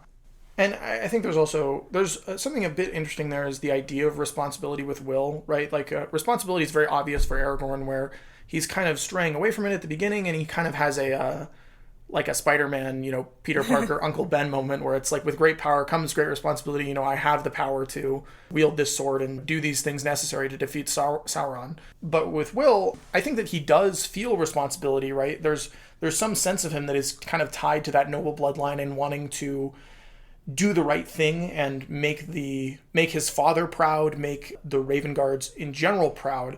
But the way that he tries to go about that is, he's been exiled, and so he decides, I need to be able to make my own decisions. I need to become this blade of frontier so that I can do the right thing to kind of honor the spirit of my bloodline without necessarily doing it as Wyll Ravengard, right? Because Wyll Ravengard is this exile. And so I think that's actually a pretty cool component of Wyll's character that I'm generally a fan of, but it definitely seems like there's still some missed opportunity as far as having individual character moments where he has to kind of reaccept that responsibility, not necessarily the responsibility of being a Ravengard, but just, it doesn't seem like he needs to learn what responsibility or what the responsibility of being a hero is, because he's just already a hero at the beginning, and then he just maintains mostly similar as a hero throughout the course of the story. Yeah, and like that internal conflict wasn't there. Like, for Baldur's Gate 3 being a game that is very much defined by like so many different endings, so many different like choices and routes, that there is no one clear progression. Yeah. But the thing that was not at the mercy of a player is the starting internal conflict. That cannot change. And like, Gale even has that line of like the devil on their shoulder. So like that internal conflict was right there, where like Mizora could have actually been the perfect dark mirror for Wyll's potential failed theme, where like, even if he wasn't actually going to fail being a hero, it would have been very interesting for him to sort of see like Mizora, if, like we were saying earlier, like if she was more of a sympathetic character, had more humanity at one point, and then was just pushed down a dark path for like maybe similar reasons that Wyll took up the pact. Like, it started as like, a necessary evil, and then that necessary evil started to grow and grow. And so if we had that dark mirror through Mizora, it would have like given him something to be terrified of. Yes. And it would have given him a much stronger reason not want to go back and be a Ravengard, because he's like, if I had that kind of power, I would become Mizora. Yeah. Yeah, I mean, I think that makes a lot of sense. I think Mizora in general also just feels like kind of an important piece of this whole missed opportunity of Wyll, is because she remains pretty shallow for a lot of the story. Her motivations or intentions don't seem to get explored super thoroughly, and I think that because a lot of the other like tyrants for the individual companions are, I don't know, either they're at least explored to some extent, or they are presented in an interesting way. Like, you think about someone like Vlaakith, right, where Vlaakith, like we've talked about earlier, is all about deception, and basically Lae'zel is completely being deceived for a long time, and then she has to learn about what the actual truth is. Someone like Mizora is there's not really that deception component with her. Wyll just kind of learns that he can do this thing to save people, he can enter this pact, and then he does it, and then that's just all that he does. And there's never really a moment where Mizora is portrayed in a more interesting light, like you said. You can have her be like a dark mirror where maybe she initially gained this power trying to save people or trying to do something in some selfless way, and then it kind of led her down this dark path that has caused her to reach where she is now. But you would think that with a devilish pact, the character would be concerned about becoming an actual evil devil themselves, but that never really is something that Wyll is concerned about, right? Like, even his big decision at the end of the game isn't really... There's never a moment where he thinks, oh, I can use this power and I can use it in a selfish way, or I can become, powerful and subject people or anything. It's always just, oh, I'm going to keep using this power to save people, and that's it. There's never really any other temptation there. Well, I think also something that you said reminded me of, like, it would have been very interesting and in character for, like, once Wyll, like, the pact was made, his father came back, and since Wyll couldn't say anything about it, and Mizora was just there, and Duke Ravengard said one word, go, and so I left, like that. Yeah. You would think that, like, even though Wyll is very, very strong in his own convictions of, like, I didn't regret that decision, and I don't blame my father for what he interpreted that as being, it would have been interesting for him to also have something along the lines of, like, my father is the one who I have idealized and who has taught me everything about being a hero, and he sees me as a villain. Like, it's not necessarily, like, he doesn't blame his father, which I feel like makes sense, but he also doesn't blame himself, which I feel like could have been the perfect source of that conflict of, like, my father sees me as a villain, so maybe I should start considering that is the case. Yeah. I mean, he's held his, like, father's opinion in such high regards for most of his life, and then when his father exiles him and tells him to go away, there isn't any actual, like, in-depth conflict there, because Wyll just knows that it's basically a misunderstanding, and then when you meet Duke Ravengard later in the game and Wyll explains, turns out it was just a big misunderstanding. Like, it turns out that, Wyll was just doing the right thing the whole time. And I think that, like you said, it could be so much more interesting if Wyll actually has to explore the idea that his father does view him in a bit of a negative light. But yeah, something else that I think is interesting with Aragorn that is a bit of a missed opportunity with Wyll, perhaps, is that Aragorn has several moments where he's very obviously, like, tempted and tested regarding his goodness, right? Like, you have a moment where you have, I mean, theoretically, several moments where he's tempted by the ring, and the ring is trying to influence him, and he's able to withstand that temptation, which, once again, is a very clear kind of reconciliation of his ancestors' failings. But then you also have the moment later on, I mean, in the movies, it's a very obvious scene where he takes the Palantir, the Seeing Stone, and he's talking to Sauron, and we have seen other characters get influenced by this Palantir, right? Like, we've seen it be a very powerful tool, and he's able to very clearly resist the temptation and display not only his kind of pure-heartedness, but also his power. It shows you how powerful he is. And with Wyll, I feel like you don't get a lot of very clear moments of temptation for him. And I guess maybe it's hard for us to say this because we did a pretty good guy playthrough, right? Like, we didn't do a lot of evil things. And so maybe if you play through with Wyll and you do a bit more evil things, then he gets tested a little bit more clearly. But I mean, I think I think that he does just leave if you attack the grove, but also, like, I think that a lot of his decisions, or, like, a lot of his responses to doing bad things is just like, why are you doing that? Stop! And then he just stands there. Yeah. I mean, sounds about right. And like we've talked about, it's tough with Baldur's Gate. Obviously, something like Baldur's Gate is going to be way different from Lord of the Rings, because Lord of the Rings is a set story, right? Lord of the Rings will always be the same, regardless of how many times you read it or watch the movies or whatever. Whereas Baldur's Gate is different every time, and for that reason, they need to give the player some amount of agency. But even within that framework, I think it would have been nice to have a few more moments where Wyll is very kind of concretely tested on his beliefs of what makes him a hero. And I mean, we talked about it earlier, where he could have had moments where this idea of heroism is challenged to some extent, and that doesn't really happen. Mm-hmm. So, like, going back to that question posed a few slides ago, does goodness need an arc? And it really does just depend, because, like, a character like Captain America doesn't really. It's mainly just the challenge, like, the external challenges around him that creates that. And then there's also, like, and those external challenges, this is actually what I forgot to say, like, those moments with Aragorn were so powerful because he was given the chance to fail. Yeah. Because, like, if you can't fail, you also can't succeed. Yes. It's just static, like, it's flat. Like, an arc is really good, even if it is just that you are being tested and proving that, you know, your first conviction is pretty much, like, solid. Yeah. And it's difficult to say if Wyll actually achieved this kind of progression. I mean, he pretty much didn't. Yeah. But, like, it's, you know, because of the open-endedness of Baldur's Gate 3, it's not really like decisions build upon each other in a super clear way. Yeah.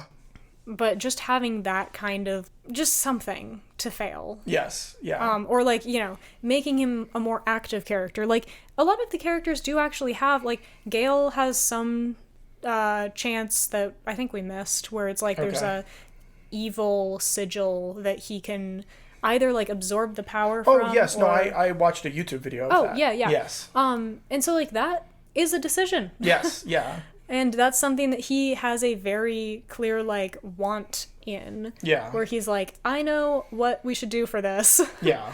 And it's also very funny when you say, I can handle it. It's like, okay, sure, I'm just Mistress Chosen. Yeah, you know. But yeah, so I'd say for Wyll's iteration of being a good character, an arc would be very good to at least just show his, like, shifting internal conflicts. I don't think that necessarily, like, he needed to have a huge external change, but in more of his views of himself. Yeah, I definitely agree. Right, yes, okay. So we have been kind of bashing Mizora's characterization because she is just kind of there. Yeah. She comes in, she's like, hey, Wyll, I'm still your tyrant, teehee, and then leaves. So, for all of that, she does actually have a pretty interesting way of, like, the idea of playing against somebody who rigs the game, but in kind of a fair way. Yeah. Like, that's just, like, the interesting thing with Devils, in Baldur's Gate 3 at least, where they're not necessarily breaking the rules, they're just adding complications to make the rules more confusing. Yeah. Where, like, if Wyll sacrifices his father for freedom, Mizora wins because she's pleased with the fact that she's basically won over Wyll's goodness. Oh. And then in the case where he keeps his pact to save his father, she wins because she keeps her puppet. Yes. And so, like, in terms of, like, an unwinnable Devil's deal, this is actually perfect. Yeah.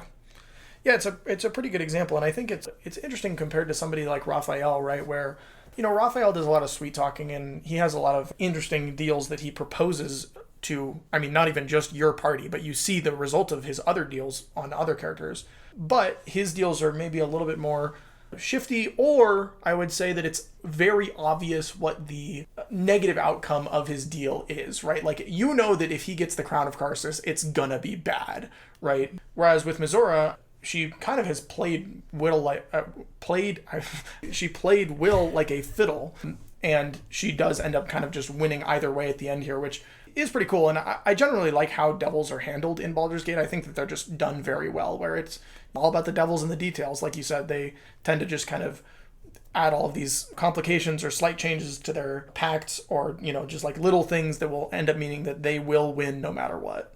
Yeah, and I think that Mizora would have been so much more interesting if she were given a flaw of Wyll's to work with. Yeah. Because you know that she would have been able to just manipulate that flaw so well. But she was working with early access Wyll. I don't think she had met full release Wyll. Yes.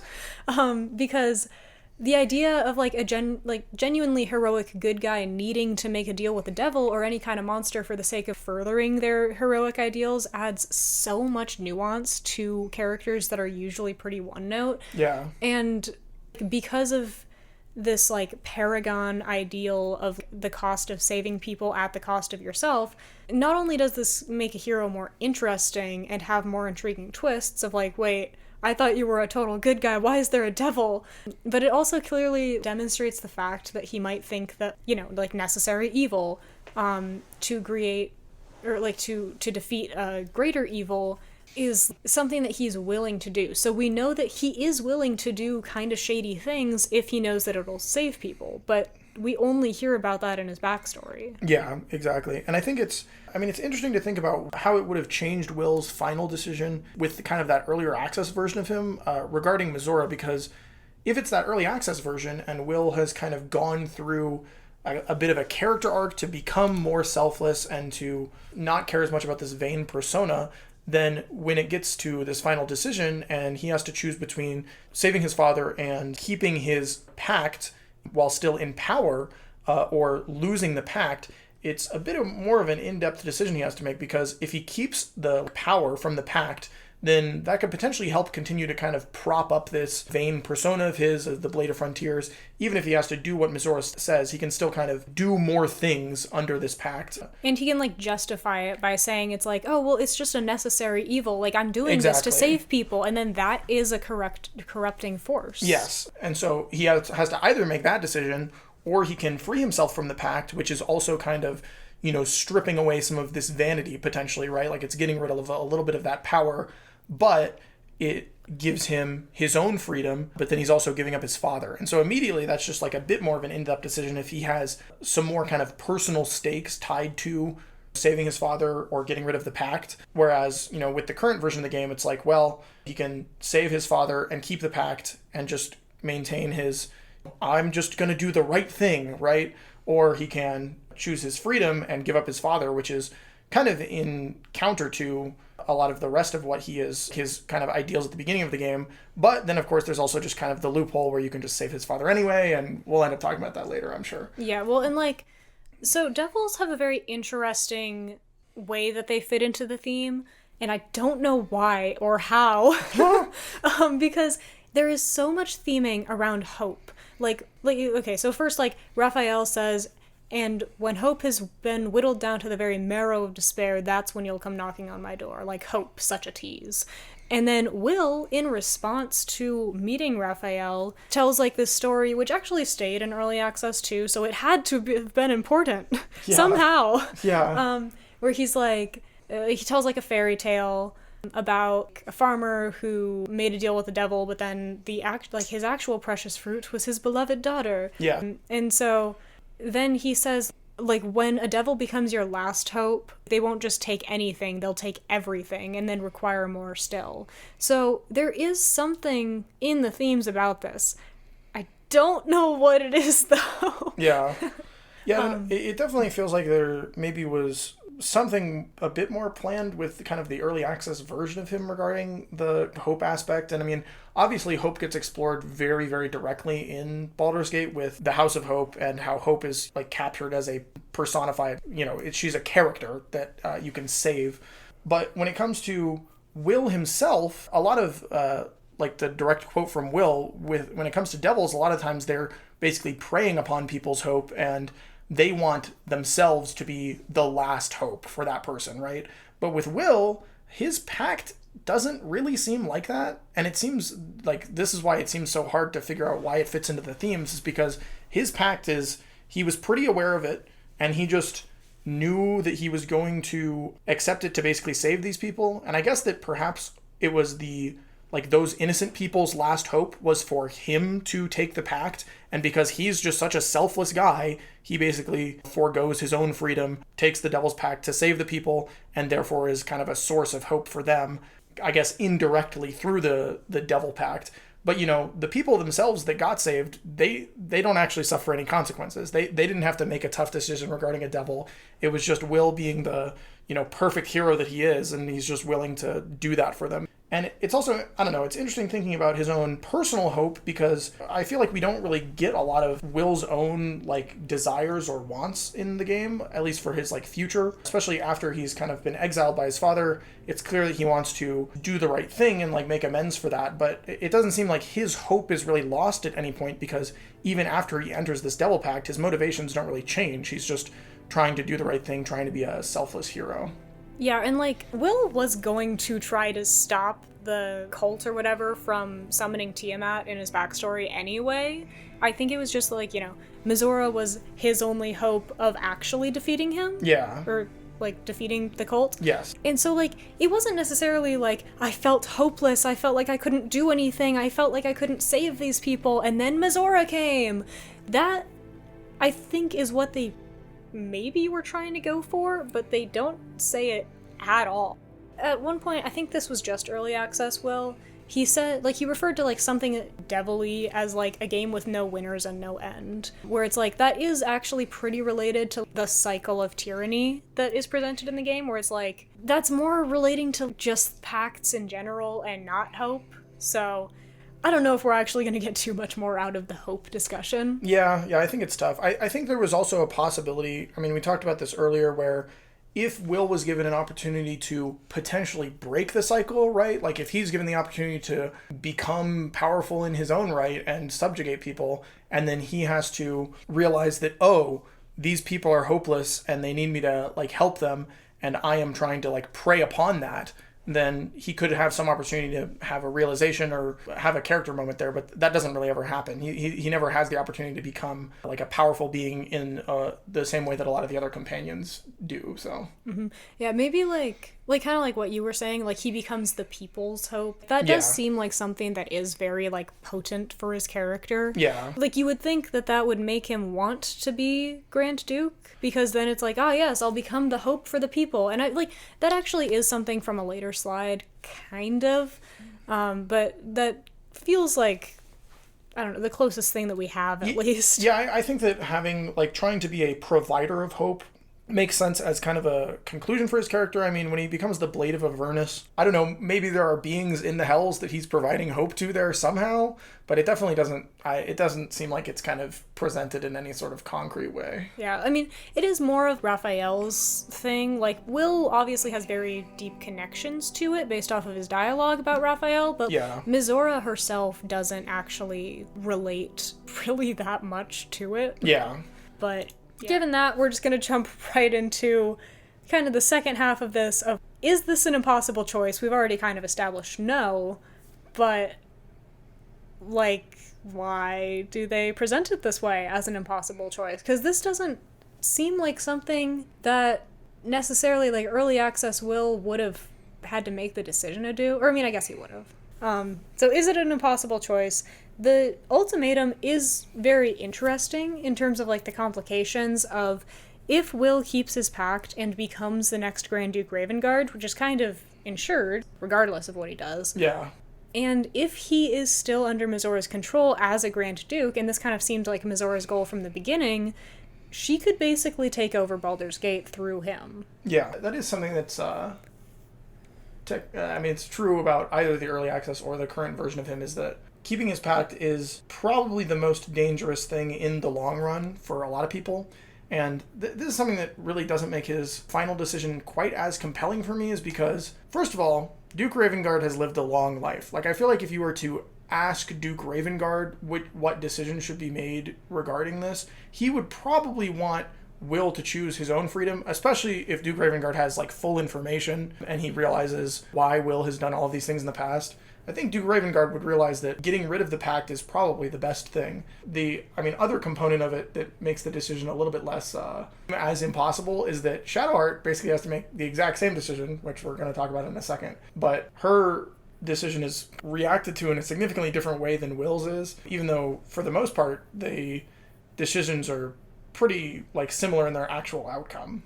Yeah, and like this would have actually been a perfect decision for early access Wyll, because he wasn't a super self-sacrificing person because he cared too much about the facade. So like there would have been something very interesting that it was hitting at either way, because on one hand, if we kind of were framing Wyll as being still the son of Duke Ravengard, even though that wasn't totally his early access version, if he had, like, cared so much about the facade, it would look bad kind of either way. Yeah. Because if it's like, well, it wouldn't look great if I killed my father for my own freedom. So he would be thinking about it in, like, a very external way in that regard. But then also, if he lost his powers, then there goes the blade. Yes, yeah, exactly. It's what I was saying earlier, where he loses that ability to be as strong of this, like, hero persona or celebrity persona if the pact goes away. Yeah, so, like, it would have been perfect for early access, but the honestly more puzzling thing is just that everybody thinks that Wyll is a complete asshole for breaking the pact and not saving his father, even though you can save his father anyway. If we're talking about, like, other big decisions, it feels like breaking the pact is the bad choice without necessarily delving into, like, he would have destroyed Baldur's Gate if he was a duke under Mizora's control. And also, Ravengard is very old. Yes, Ravengard is old. Ravengard has lived a long life. I think, like I said, if you were to actually ask Ravengard, he would probably say that it's better for Wyll to make the decision to break the pact. But then, if you do end up breaking the pact, basically every character reacts, and you have this meme here, which is amazing. But basically every character reacts to him killing his own father as if it's this terrible negative thing, and he, like, how could he ever do this? Which, of course, is especially hilarious considering the fact that you can just save his father later anyway, and there aren't really any lasting consequences. And so that's one aspect of it. But, Shadowheart has to go through this very similar dilemma where she's being challenged to kill her parents, and it will basically let her gain her own freedom. And if she does this, most of the characters they approve of this. They are like, wow, that's a tough decision that she had to make, but she did it, and now she's free. And for Wyll, when he makes basically the exact same decision to quote-unquote sacrifice his father for his own freedom, all the characters react to it in a negative way, which is just, it seems bizarre. Yeah, because, like, Shadowheart actively is the one who disintegrated her parents. Like, she held the mark up, and they turned into little balls of light. And then, like, with Wyll, like, Duke Ravengard was fine, kind of. Yeah. I don't know, fine. Maybe not fine. He was alive. But he was still alive, yeah. But yeah, so, like, even though all of the characters are much more solemn when Shadowheart sacrifices her parents, which actually, there's a second hidden point system for saving her parents, because if you don't get enough memories of her past, she'll spare them if she does get enough memories of her past, and then she'll kill them if she doesn't. So it's not necessarily that the game has, like, one true answer for it. I think it's very character-based for Shadowheart, rather than overall thematic-based. But they're also posing it as a legitimate impossible choice. Yeah. Where it seems like thematically the better option, and even her parents are telling her to do this, of, like, breaking the cycle of cruelty is more important than her saving her parents. Yeah. So, and I, like, actually, this kind of also comes up in Expedition 33. Yeah. Like, the idea of For Those Who Come After. Yeah. Where it's like, every character in the game has to grapple with the cost of freedom and weigh whether or not they're willing to pay it. And Wyll doesn't really have as much of that, at least in an extent that, like, other characters would care about or, like, debate. Well, and, obviously we don't get an exact moment where Wyll is able to hear his father's opinion on either breaking the pact or quote-unquote saving his father. But I would like to think that from what we know about Duke Ravengard, I mean, Duke Ravengard is the one that instilled all of these kind of heroic principles in Wyll regarding selflessness and trying to do things for the greater good. And I think that, with the knowledge that Mizora could continue to control Wyll as the Duke, and, potentially lead to all these bad things in Baldur's Gate, I'm fairly convinced that Duke Ravengard would have a similar reaction to Shadowheart's parents, where he would believe that the best thing to do is to, get rid of this enslavement and potentially stop this cycle, or stop these, terrible things that Wyll would do to Baldur's Gate in the future. Because, Duke Ravengard's allegiance, above all, is to the city of Baldur's Gate. And I think he would be willing, in the same way that Wyll is willing to sacrifice his own well-being, Duke Ravengard would likely be willing to sacrifice his own life to lead to the greater good of Baldur's Gate. And it also is kind of fundamentally different than a lot of the other companion character arcs, because for most of the companions, their character arc ends in the quote-unquote, like, good ending, or the thing that the characters approve of being their freedom, right? It's them gaining their freedom, it's freeing themselves from their tyrant. Whereas with Wyll, for some reason, the option that the characters seem to approve of is him maintaining his enslavement and giving up his freedom just to save this one person, his father, which is, I don't know, it just seems a bit strange. Well, and also, and this actually, surprisingly, kind of does go back to the idea of hope that we were trying to discuss earlier, with, like, Shadowheart removing her mark, or, like, at least severing the direct control and torment that Shar has over her is a symbol of hope of, like, Shar can be defeated. Yes. And so it's, like, a testament to, like, even though Shar got the last laugh in the end of, like, you will kill your parents, but then you'll also be free, does show that there is something that you can do to, like, gain that freedom and defeat, to some extent, this very controlling force, which means that other people can do it. Like, in the Sharan Enclave, Nocturne, the tiefling who Shadowheart knew as a kid, kind of, like, at least has some ideas of, like, you can see that she might end up betraying Shar at some point once she feels more, like, comfortable with it. Yeah. Because Shadowheart was even saying, like, well, it kind of becomes all you know. And it can be very scary, especially when you feel alone in doing it. And so it's like having that sort of symbol of, oh, hey, somebody was able to do this, which means that other people can start rising up. And even if they have to pay a pretty steep price, they can begin to break down this tyranny. Yeah, there is an escape that exists. And so Wyll is kind of actively going against that by saying, like, nope, the devil wins. Yeah, the devil wins, and I'm going to save just my father. Mm-hmm.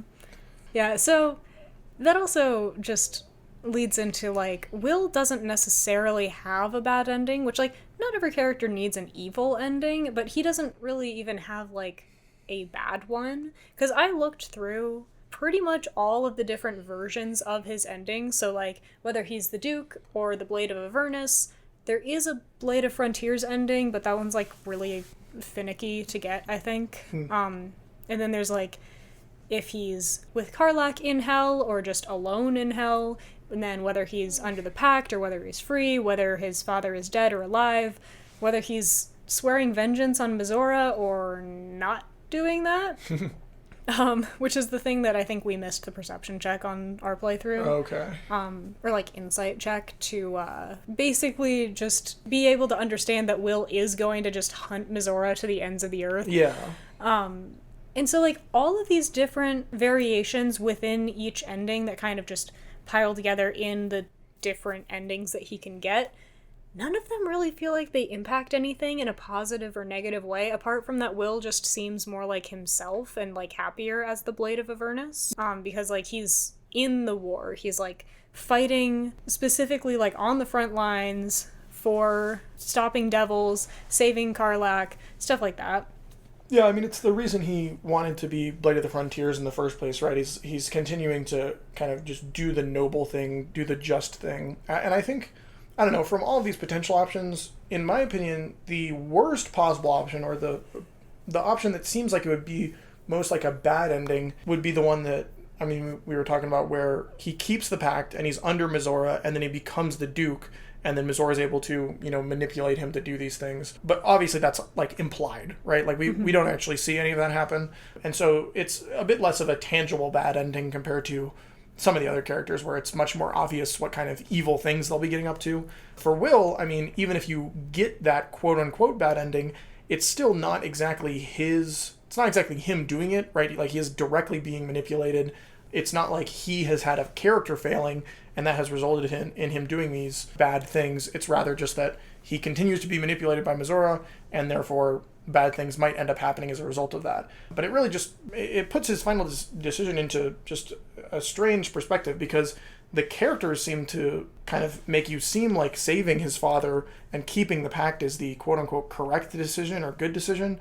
Whereas if you end up maintaining your freedom and you eventually become the Blade of Avernus, that really seems like the thing that, you know, gives Wyll the most freedom and makes him the happiest as a result. So yeah, and, like, something that, like I was saying before, like, if he can't succeed, he can't fail. Yeah. So, like, if there's no bad ending, is there really, like, a good ending that he would have made a decision to take? Yeah. And then, like, I do actually really like the fact that he's such a persistent character, like, with his worldview and, like, his morality and everything. Like, the blade will not bend, stuff like that. Regardless of which ending he has, he's just gonna good guy his way through as much as he can. And so, like, that is fantastic characterization, honestly. Like, they do that very, very well, where it's like, you know that he's going to be a good guy, no matter what it is. It's just that there's no consequences, again, like from way earlier in the slideshow. Without the consequences, it doesn't really feel like anything that he's doing is, like, meaningfully impacting anything else. Yeah, and I mean, I think with a lot of the other characters' bad endings, it's a very... You could view their bad ending as they had a specific moment where they had a character failing, right? It's like they had a moment where they made the wrong decision, or they decided to prioritize their own power over their personal freedom, or, you know, whatever. Whereas with Wyll, he has this, you know, quote-unquote impossible decision of either saving his father and keeping the pact, or getting rid of his own pact. But I don't think you can really view either of those individual decisions as a character failing. It's a bit of a moment where, for me, it feels like he actually has kind of earned a moment of freedom or selfishness for himself, right? It's like, I mean, we were talking about Captain America earlier, but Captain America has a moment near the end of, like, Endgame where he's able to finally kind of get a little bit of what he wants and have a little bit of a selfish outcome, because his entire life has been defined by this selflessness, right? Like, he's always just been giving to others, and he finally gets to live his own life. And with Wyll, I mean, it's essentially the same decision, right? Like, if he forgoes the pact, he's able to finally give up his own freedom and make his own choices, as opposed to just being governed by that selflessness. But if you actually make that decision in the game, all of the characters seem to say, like, oh, what a terrible failing, or whatever, right? Which is, it just seems strange. And it's so much different than a lot of the other companions, where if they choose their bad ending, it's very clear that they are prioritizing their own selfish things, and then they're going to do bad things with it, right? They're going to potentially harm other people or subjugate them, or, you know, in Astarion's case, he's going to literally be this evil vampire lord. Whereas with Wyll, it's like, oh, he chose his freedom, and now he's going to keep being an awesome hero and go through the hells and protect Karlach. And it's like, okay, like, I don't understand how this is supposed to be bad. Oh no, he's gonna save people without the caveat of also being able to hurt them because of somebody else who's controlling him. What a disaster. Yeah. Although, talking about protecting Karlach in hell does lead into the next thing of Karlach and Wyll kind of have to have very, very intertwined arcs just by the nature of their introductions. Yeah. Because, like, it is hard to imagine Wyll without Karlach in terms of story, even though technically Karlach didn't exist in a lot of early access. And she wasn't really that connected, I don't think. She was just like a wounded tiefling that they had to help for, like, a side quest or something. Interesting.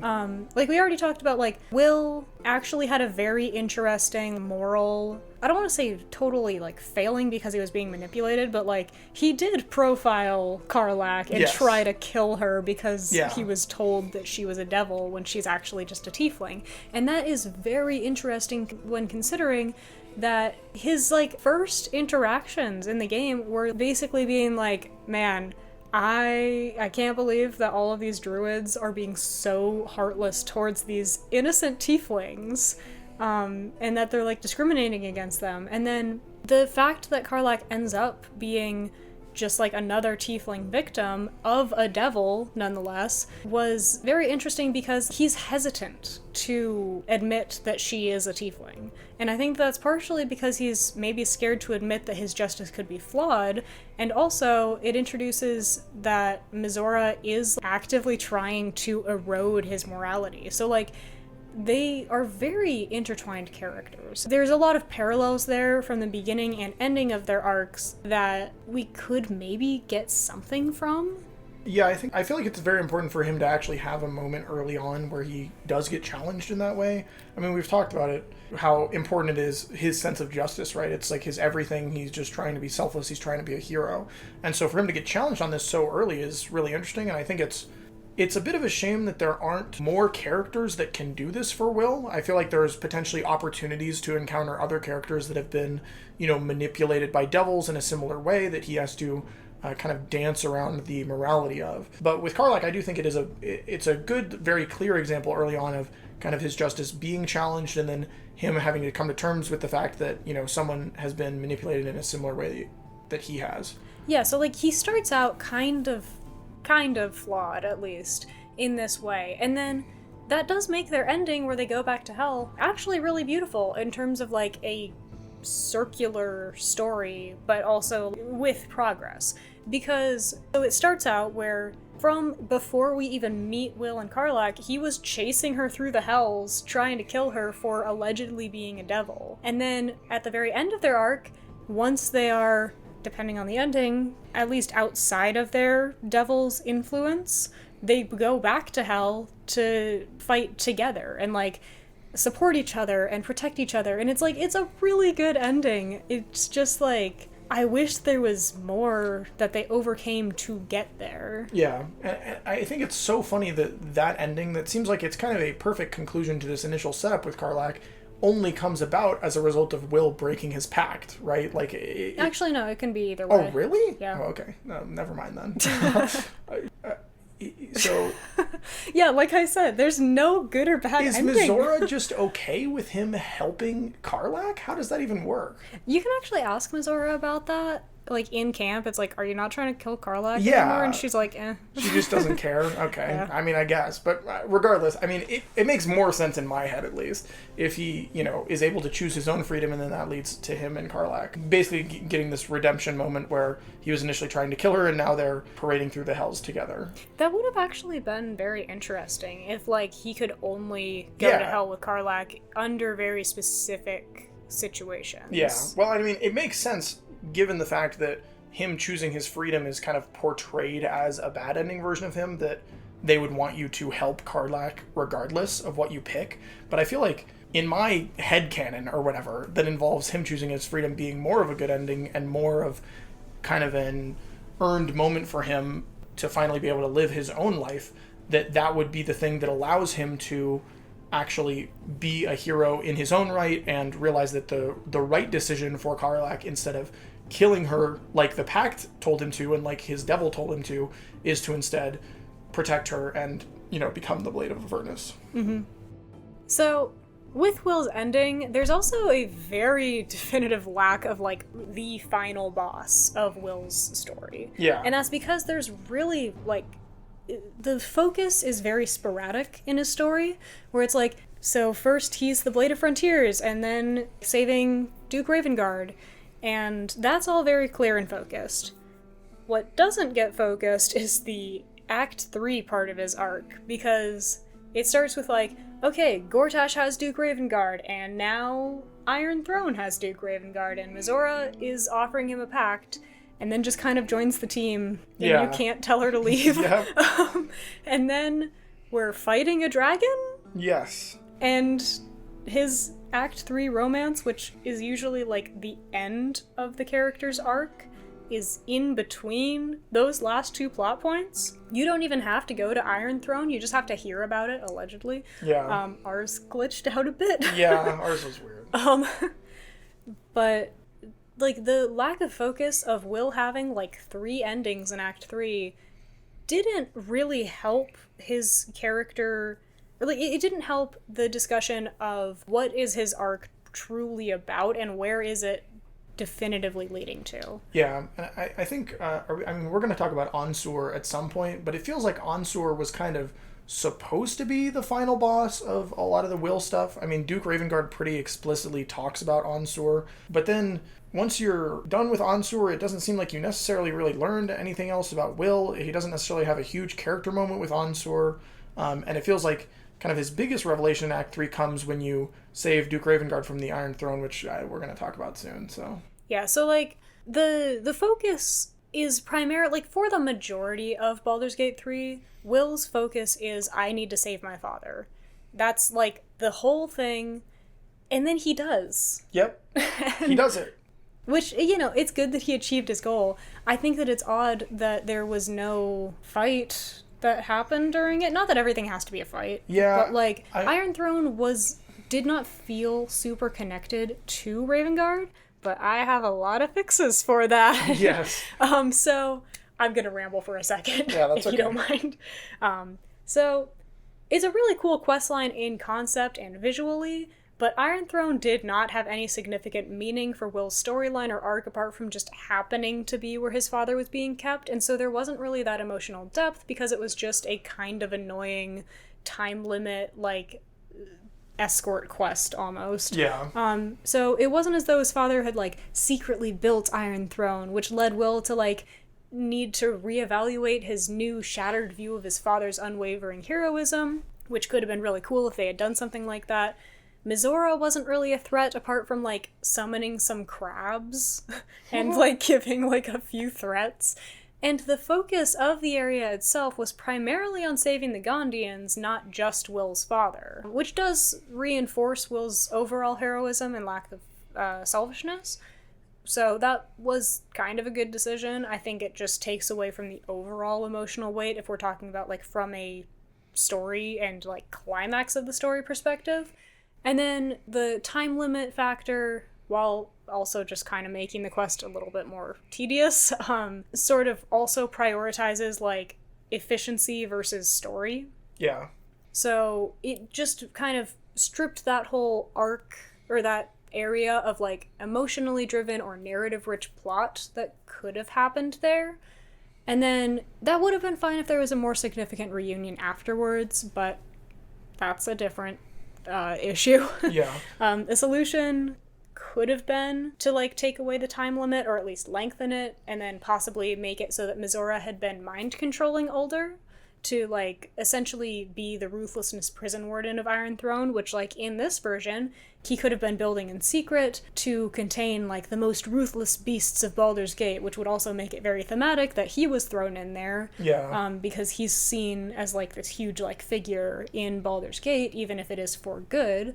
And like maybe he had started working on it right after sending Wyll away, because he's like, if I can't even trust my own son to not be tempted by evil, then I gotta make a place for these kinds of people. That would have been so cool. Yeah. And it would have also shown how traumatizing it was for Duke Ravengard to have seen his son allegedly tempted by a devil's power.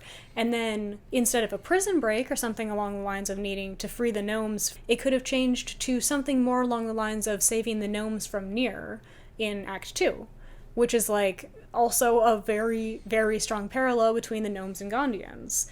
And then it would make it more of like they have to non-lethal attack older Ravengard before he's able to drown Iron Throne himself under Mizora's influence to keep his dark secret from reaching the surface, which would also feed into themes of like performative versus genuine heroism and give Wyll something to convince his father of, which is like letting the facade go. Yeah. I mean, it's so obvious with a lot of the other characters that you have some sort of set piece or like location where they have their big final decision, right? Like with Astarion, you have Cazador. With Lae'zel, she has moments with Orpheus. She has moments where she like confronts Vlaakith more directly. And with, I mean, like you were saying earlier, the Iron Throne seems like a really big opportunity for Wyll to finally accomplish his goal of saving his father, but it's all portrayed under this context of the Gondians. And the Gondians are really more kind of the driving force for why you're even there in the first place. And so, yeah, I mean, well, we have one more idea here, but these definitely seem like they, you know, tie the Iron Throne a bit more into the kind of big conclusion here that's happening, which is Wyll finally actually saving his father. Yeah, and like in that fight, Mizora could like twist the knife again, and then give Wyll the decision to either spare his father and let the Gondians and all of the traces of like Ulder's secrets drown. So, you know, he would be killing the Gondians, but also making it so that his father's reputation isn't tarnished, or sacrifice his father in exchange for everybody else to make it to the surface. Like, just as an idea. Yeah. And then either that or, like, Mizora has a third act breakdown, which would also enrich her character at the thought of, like, losing control of everything she had against Wyll once, like, the prism gives Ulder control of his own mind again. Because if that happened mid-fight, then she wouldn't have any other cards to play and would have to, like, really improvise. Yeah. Or, like, Mizora, knowing that her defeat is dangerously close, reveals that she had been tinkering with some magic and found a way to restore Wyll's like original non-devil form, which would work better for the early access Wyll, but could still be interesting. Yeah. And that she can send him back to the gate, letting the Gondians and Ulder drown to like live up to the legacy and honor that you took from your father all those years ago. Like, so restoring his image of being like, see, I was never part of a devil pact. Yeah. You know, and like also keeping the contract. So, like, these would have at least made it more interesting and made a lot of more, like, emotionally driven choices. Well, and especially with some of the Mizora ideas at the end, it gives another opportunity, like we were talking earlier about temptations, right? Like, Aragorn is very concretely tempted in multiple places. And this would have been a really big moment where Wyll has to decide, like, he gets directly tempted to actually do something, like, selfish to, you know, maintain his image, like you said, or to actually do the right thing and try to save people. Mm-hmm. Yeah, so, like, Iron Throne looked so cool. Yes. It could have been so awesome, but, you know, oh well. Yeah, still an awesome location, just definitely, you know, more missed potential when it comes to Wyll's character arc specifically. And so, Iron Throne is the point in the game where you do unlock Wyll's romance, instead of it being the end of his arc, I guess. And it really does just kind of encapsulate everything that we've been saying so far, of, like, it's a very sweet, cute scene. It does nothing for his character. Yeah, I was really expecting more, or hoping for more at least, with his romance, because a lot of the other characters have, I mean, Astarion is probably the most obvious example where he's able to basically learn to actually care about somebody after not having been able to do that for a long time. Whereas with Wyll, it's like, well, the awesome guy that's a hero and also writes me poems does really like me and is going to keep writing me poems. How sweet. There's just really, you know, it's another just great example of he doesn't really seem to develop that significantly over the course of the story. Yeah, which, like, is great for his characterization as a good guy, but not great for, like, you know, what does any of this mean? Yeah. Because, like, with Astarion, and, like, I've done most of the romances in the game by this point. Like, I haven't gotten to Act 3 with Karlach, and I don't want a romance scale. But, like, pretty much all of the other romances, even if they're not, like, super strong in terms of, like, this is the epitome of their character development. Like, actually, Shadowheart had one of the weaker ones in terms of just character development, but that's pretty much just because most of her cutscenes are in, like, all of the non-romance scenes as well. Yeah. Like that scene at the grave after the decision with her parents where she's just like, I don't know what to do. Like, you know, that kind of, like, it's very, very good. It's not romance specific, though. But all of the other characters, and I'm going to use Astarion again as an example because he is perfect in every way. Like, all of his lines are so perfectly crafted to bolster this idea of, like, he has been able to forsake power for feeling safe and whole. Because he has, like, a line where he's basically just saying, like, I feel safe with you and seen, and whatever the future holds for me, I don't want to lose that. So he's saying, like, he's going to take vulnerability over isolation with power. Yeah. Because, like, Astarion's arc is very, very centered around power is a defense mechanism to make him feel safe, even though it's not genuine safety, and it's not true. And so in his romance, at least, like, you know, the good ending one, he says, it's time to try living again. It's like, I've been dead in the ground for long enough. Like, he's letting that vulnerability back in, and that is so important for his character that it is crazy that, like, so many people won't see it because it is just in a romance. Yeah. But Wylls tries to kind of relate it to this, like, something that was said one time in Act 1 where it's just like, there will be another time for us, and then in his ending it's like, time can never give, it can only take, but I've found a way to stop time, i.e. looking at a tree. And, like, nothing connects these things. It's just vague things about time, and then it's not really reacting to anything, because when has time ever been an issue for Wyll? yeah, it's never really felt like Wyll was on a timer. I mean, like, the pact doesn't have some sort of timer on it. Obviously, you know, the tadpole is scary, but it's basically the same for the whole party, and so it's tough to, you know, draw anything specific about Wyll himself when it relates to that. Yeah, like, I mean, like, the big, like, theme song of the game has a line where it's like, the clock won't stop and this is what we get, but, like, there's a lot of time theming in the game, but it is purely just about the tadpole, and, like, sometimes, like, I mean, Karlach, ticking clock, yes. And kind of Gale's time bomb, but Wyll doesn't have that. Like, he's one of the characters who has no relation to it, at least that I could find. And so, like, this scene not having anything to really do with his arc. It really shows that there was nothing that he had to prove with his arc. Yeah. And nothing that like, oh, this is the resolution. It's so cool that he's able to get over this. And that's unfortunate.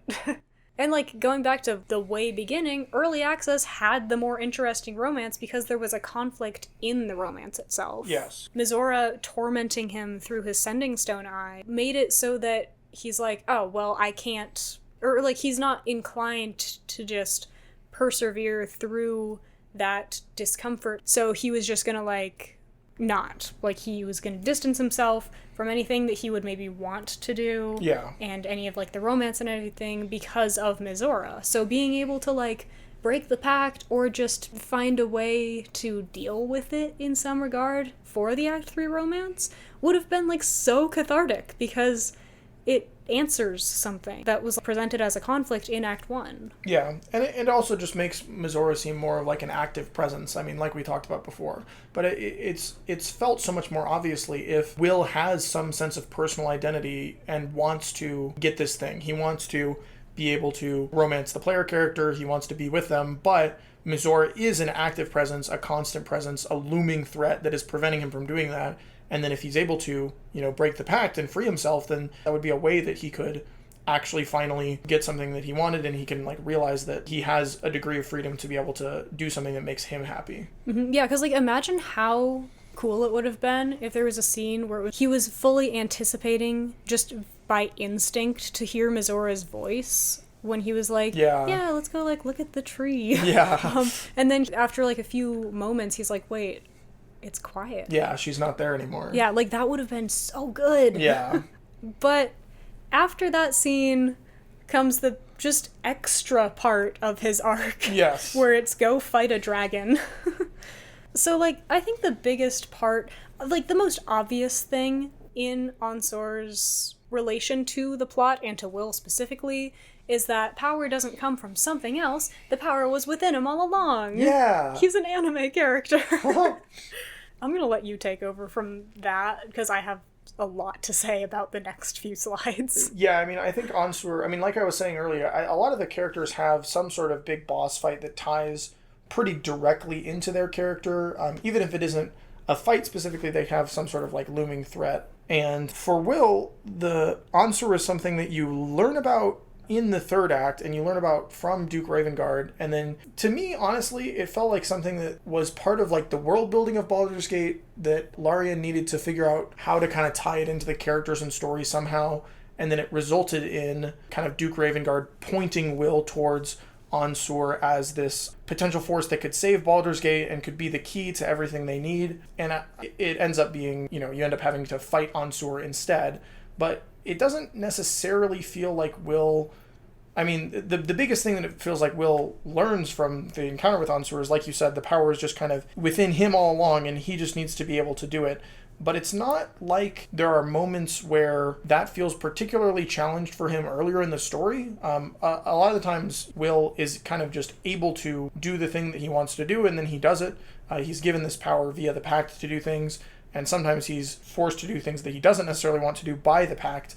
But it doesn't feel like there's, like, a distinct lack of power in his ability to save people before Ansur, and then after Ansur, it's like, well, I guess we just have to save people anyway, which is kind of just what he was going to do regardless, so. Yeah, well, and also, like, I feel like placement-wise, Ansur should have been before the pact with Mizora if this was going to be what he was supposed to learn from it, because if they went with the angle of, like, I don't know if I can save people without Mizora, and then fighting a dragon and winning, and then being like, oh no, I can. I probably can. Yeah, see ya, Mizora. Yeah. Like, having that as, like, a catalyst would have been very interesting. But then they also kind of try to tie it into his ending. Like, this is kind of what decides his ending, even though it is also just a dialogue choice at the end of the game, where it's like, Wyll is allowed to actually finally make his own decision if you let him, when Ulder is like, you will be a Grand Duke hailed by all. And then if you actually do let him choose, he'll say, like, his place is in the wilds where he can slay evil and save those in need, rather than being removed from the people from, like, nobility. Yeah. And so it's still, he respects both positions because obviously like his father, but is like actually making a decision that isn't dictated by a dice roll. Yeah. But then that also comes back to like, did he actually want to reclaim his noble status? Is this something he's giving up? Or is this just him staying in his pretty much status quo, just with a slightly different title? Yeah, I think the question of did he even want to reclaim his noble status is an interesting one, because while he seems to think about his time as a noble fondly, like he has positive memories, and obviously he cares for his father and his father taught him everything, it doesn't seem like Wyll like specifically really identifies with the noble personality at many points during the game. It seems pretty clear that he just kind of wants to do good by his own right and just kind of be this Blade of Frontiers character. And so a lot of the Ansur related stuff ties into the nobility of Baldur's Gate, because they were the ones that had the knowledge of this dragon and knew that it would potentially be needed to save Baldur's Gate at some point. But then for Wyll, he doesn't necessarily particularly identify with the whole nobility thing for the most part. And so I think it ended up being just a bit less interesting than maybe it could have been, because it didn't really feel like there was a point earlier in the story where I thought, oh, Wyll wants to try to reclaim that title of Duke. Yeah, well, and also, like, I think it's very funny that Lae'zel has more of a want to have, like, a dragon than Wyll does. Yes, yeah. Because, like, Wyll has obviously known about Ansur, yes, like, since he was probably 10. It would have been so cool if, like, he had been hyping up Ansur as, like, oh, our valiant savior, who Baldur and himself was, like, tight allies with. Yes. And I, one day, would like to live up to that glorious expectation. And then it's, like, it's a corpse dragon who's gonna kill you. Will kill everything, yeah. Like that, if they had built up Ansur, that would have actually been like a really cool fight.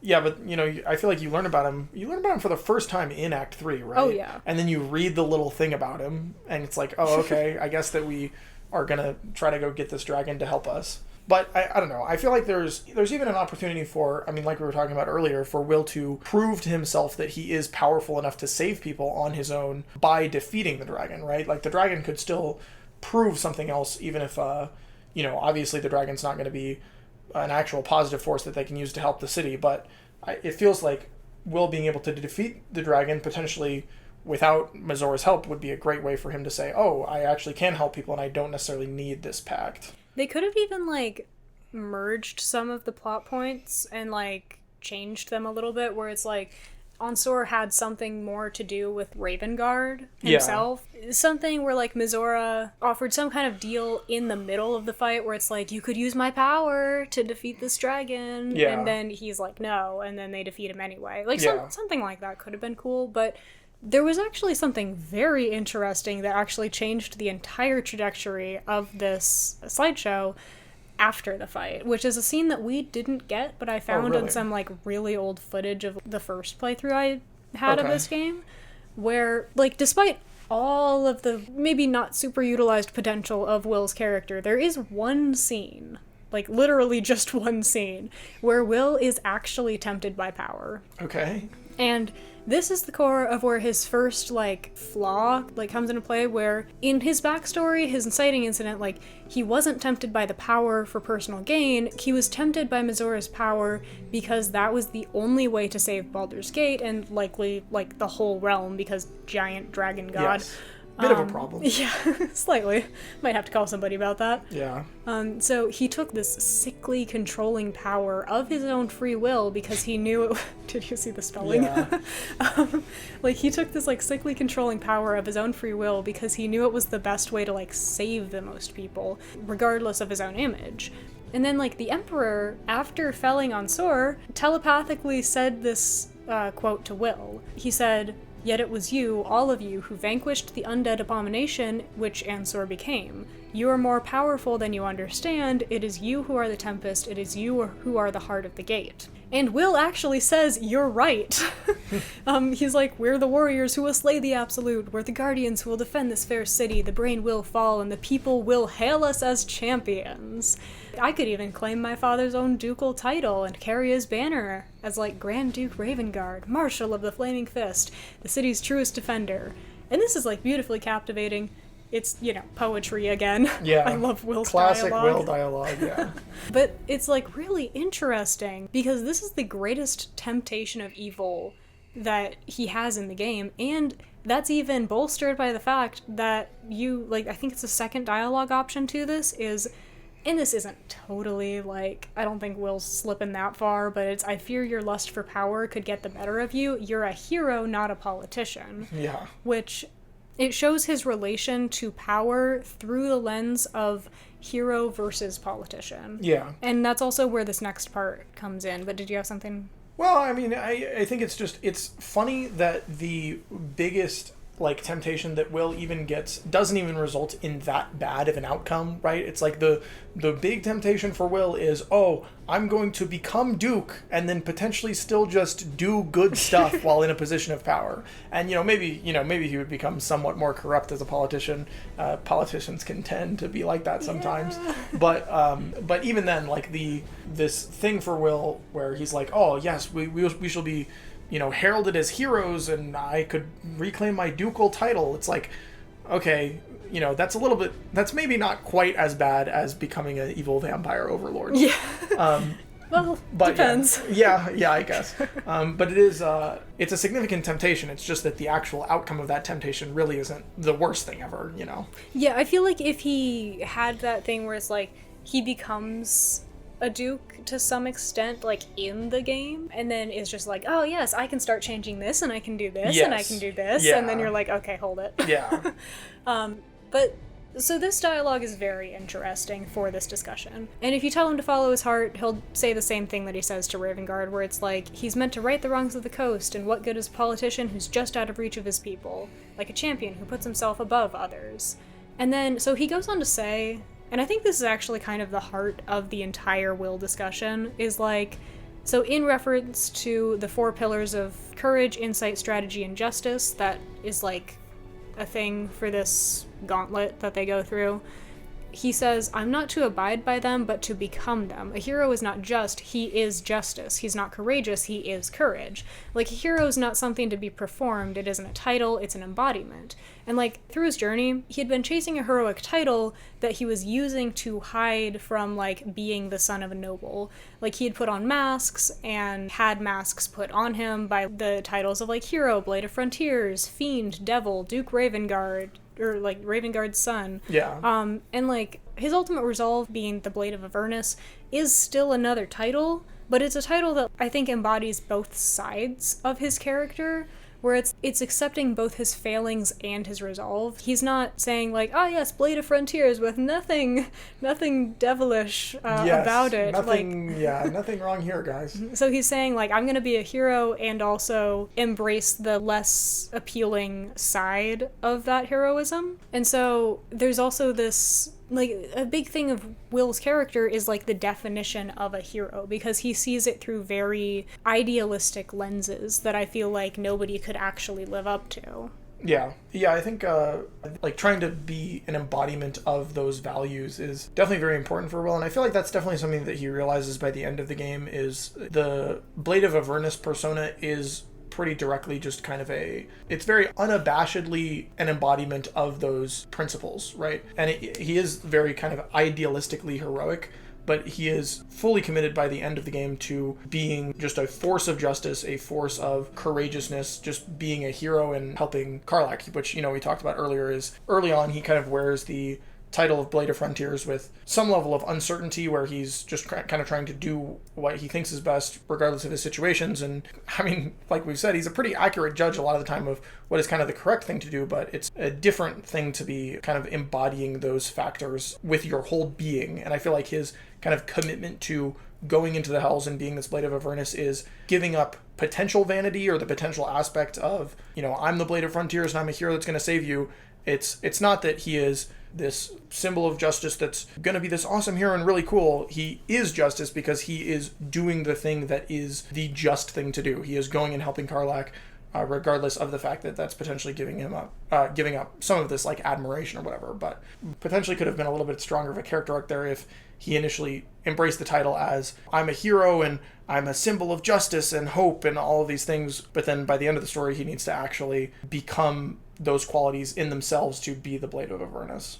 Yeah, and, like, I think that is, like, a good revelation for him to have, even if it wasn't, there's not, like, a huge fatal flaw that he had before that. Yeah. But you can tell just through, and you really do have to, like, just sift through the subtext with, like, most of the stuff that we're talking about just to get the discussion. Yeah. But, like, throughout Wyll's story, like, he had been defining heroism through things like fairy tales, myths, legends, and, like, a set of rules that his father had told him. And then that's how he defined courageous heroes through, like, the guidelines of fictional stories and cautionary tales. And, like, the only real hero figure in his life was, like, his father and kind of Floric and Duke Stelmane. Yeah. And, like, we can see how Wyll likens, you know, with his beautiful poetry dialogue, he likens real things to stories. His dialogue is poetry because that's how he sort of perceives the world of, like, ah, yes, this is a hero, this is a villain, this is a story that I can tell you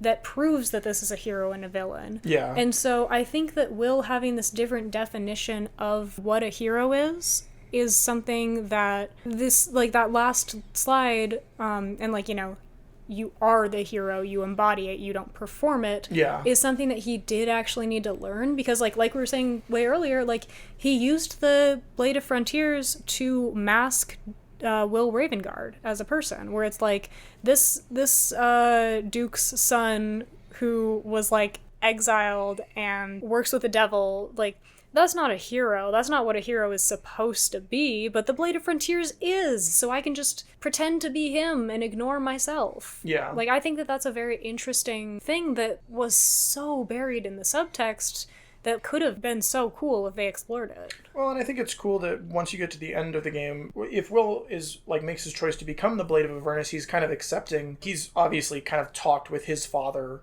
at this point about, I don't actually want to be Duke. What I want is to, like, keep doing these things and keep being a hero with the people, like, actually actively engaging with the people. And so I think that part of his, like, Blade of Avernus ending is reconciling that past of, oh, Wyll Ravengard, the exile who was cursed by a devil. He's reconciling that with this, like, heroic persona that he had that existed separately, and now it's, no, I am both Wyll Ravengard and the Blood of Frontiers. I have this past with these devils, which has led me to this thing that I'm doing now, this quest that I have today of protecting Karlach and, you know, fighting through the hells, basically. And so I think that is it's a relatively solid, you know, conclusion for his character in that specific aspect, where he's kind of able to reconcile these two sides of him that it kind of existed a bit separately in his head before. But it would have been nice if there were more moments where he had to have, like, a more concrete decision to make regarding, you know, what do I actually want to do as a hero,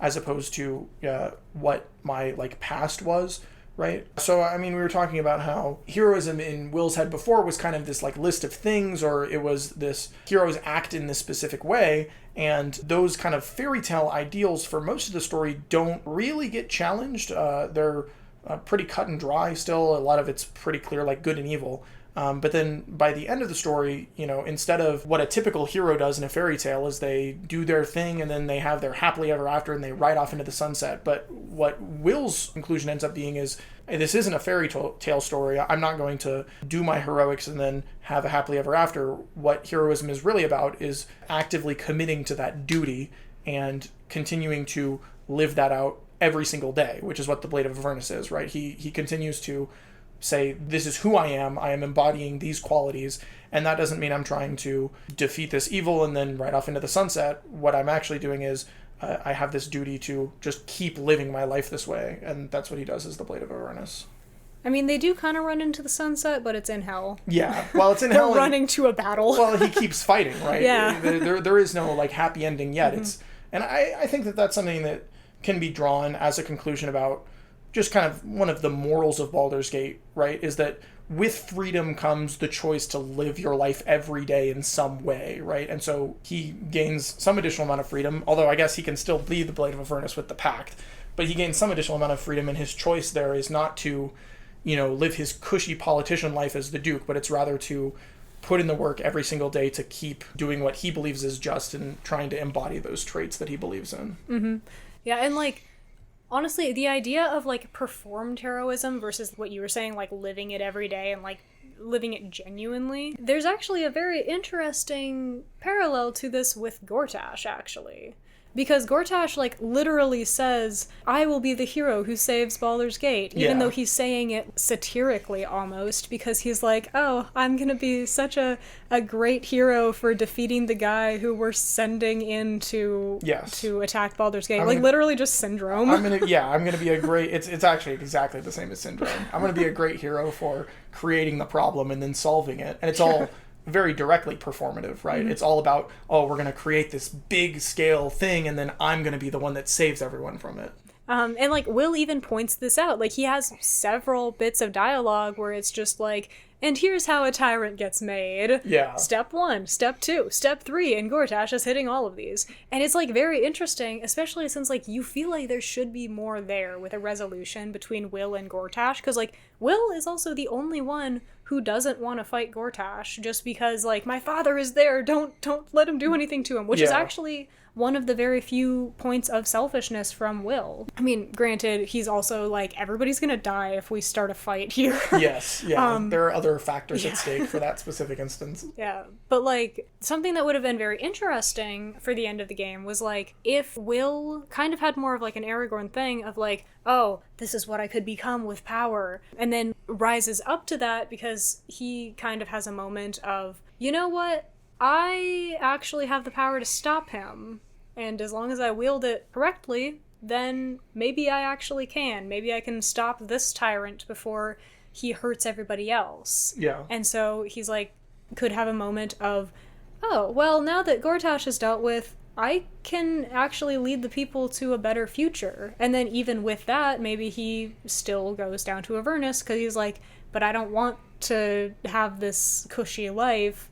Even if I am technically doing good, I know that I could be doing more. Yeah. Like, something like that. And here's the slide where it's just Gortash's face. Yeah.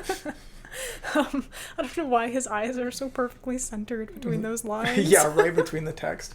But yeah, I mean, I feel like there definitely is a lot more potential for Gortash and Wyll to just have some sort of interesting interactions because of just the political ties, right? Like, Wyll has a direct political tie-in to the political climate of Baldur's Gate. Like, his father is the Duke and therefore has had dealings with Gortash before, and now Gortash is trying to basically take this position of power and manipulate all these things to become the supreme leader of Baldur's Gate.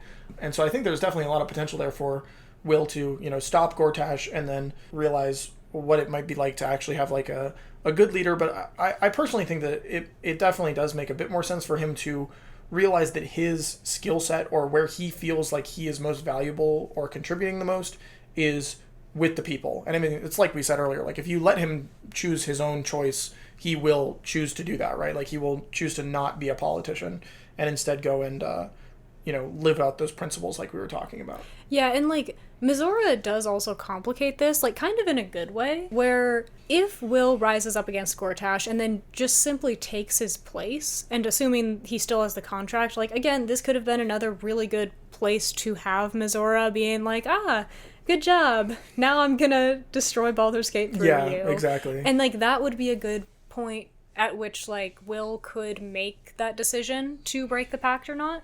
And then if he does break the pact, that would also just be like, oh, I'm not going to become Gortash. I know that she could use this power to pursue her own machinations. I'm just going to go fight in hell without her power, because I know I can make a difference by this point. Because that would actually be a really good answer to, like, am I powerful enough without Mizora? Should I be Wyll Ravengard again? That kind of stuff. It would all have a resolution if he took Gortash's place almost, and then just totally dissed Mizora and was like, I'm gonna go fight in hell. Yeah, if there was a more concrete possibility, like if it was more obvious that there's an option of him becoming a political figure in Baldur's Gate, but then Mizora can manipulate him and basically just turn him into another Gortash, then it makes so much more sense for him to choose, not that option, and instead go do things where he's actually, fighting for justice and doing things positively. Well, especially since Gortash has very strong links with Karlach, too. Like, yes, yeah. He is Karlach's ending, basically. Like, that's the boss that you fight to get Karlach's speech about how she's still dying, but she's, like, happy that she's among friends and stuff like that. Yeah. And so that would have been perfect to tie both of their arcs up at the same time, of just like, you know what? He's dead. We're sad about it. Let's go to hell. Yeah. And that is that's actually it. I have this extra little slide of just like, you know, it's like, even though we've talked so much about like Wyll is great, but yeah, it's still like so incredible that this game even like exists, yeah, and that Wyll is such a good character even despite everything that we've been talking about. Yeah. And like just the fact that I was able to make a, I guess now 52 slideshow, yeah, analysis about it. 3-hour-long discussion. Very short discussion about Baldur's Gate 3. Yeah. Baldur's Gate 3, like the 3 hours. Whoa, that's crazy. Did that on purpose. But yeah, I mean, obviously Wyll is a great character. Like, he was definitely one of my favorite characters to, like, just listen to talk during the entire game. And, you know, we kept getting upset when he kept not having dialogue at things. And I think that's always kind of bound to happen with a game like with the scale of Baldur's Gate, right? Like, there's so many characters, you have to give them all so much screen time, and you want them all to be really, really good. But with Wyll, I think that there's really just a lot of missed opportunities, right? Like, it's like, if only he had just a couple more dialogue things here or there, then you could have just added some more, like, significant depth to his character. And then, I don't know, I feel like my biggest complaint about him overall is definitely just that it's like the meme with Shadowheart, right? It's like, why is his decision seemingly different than every single other companion's?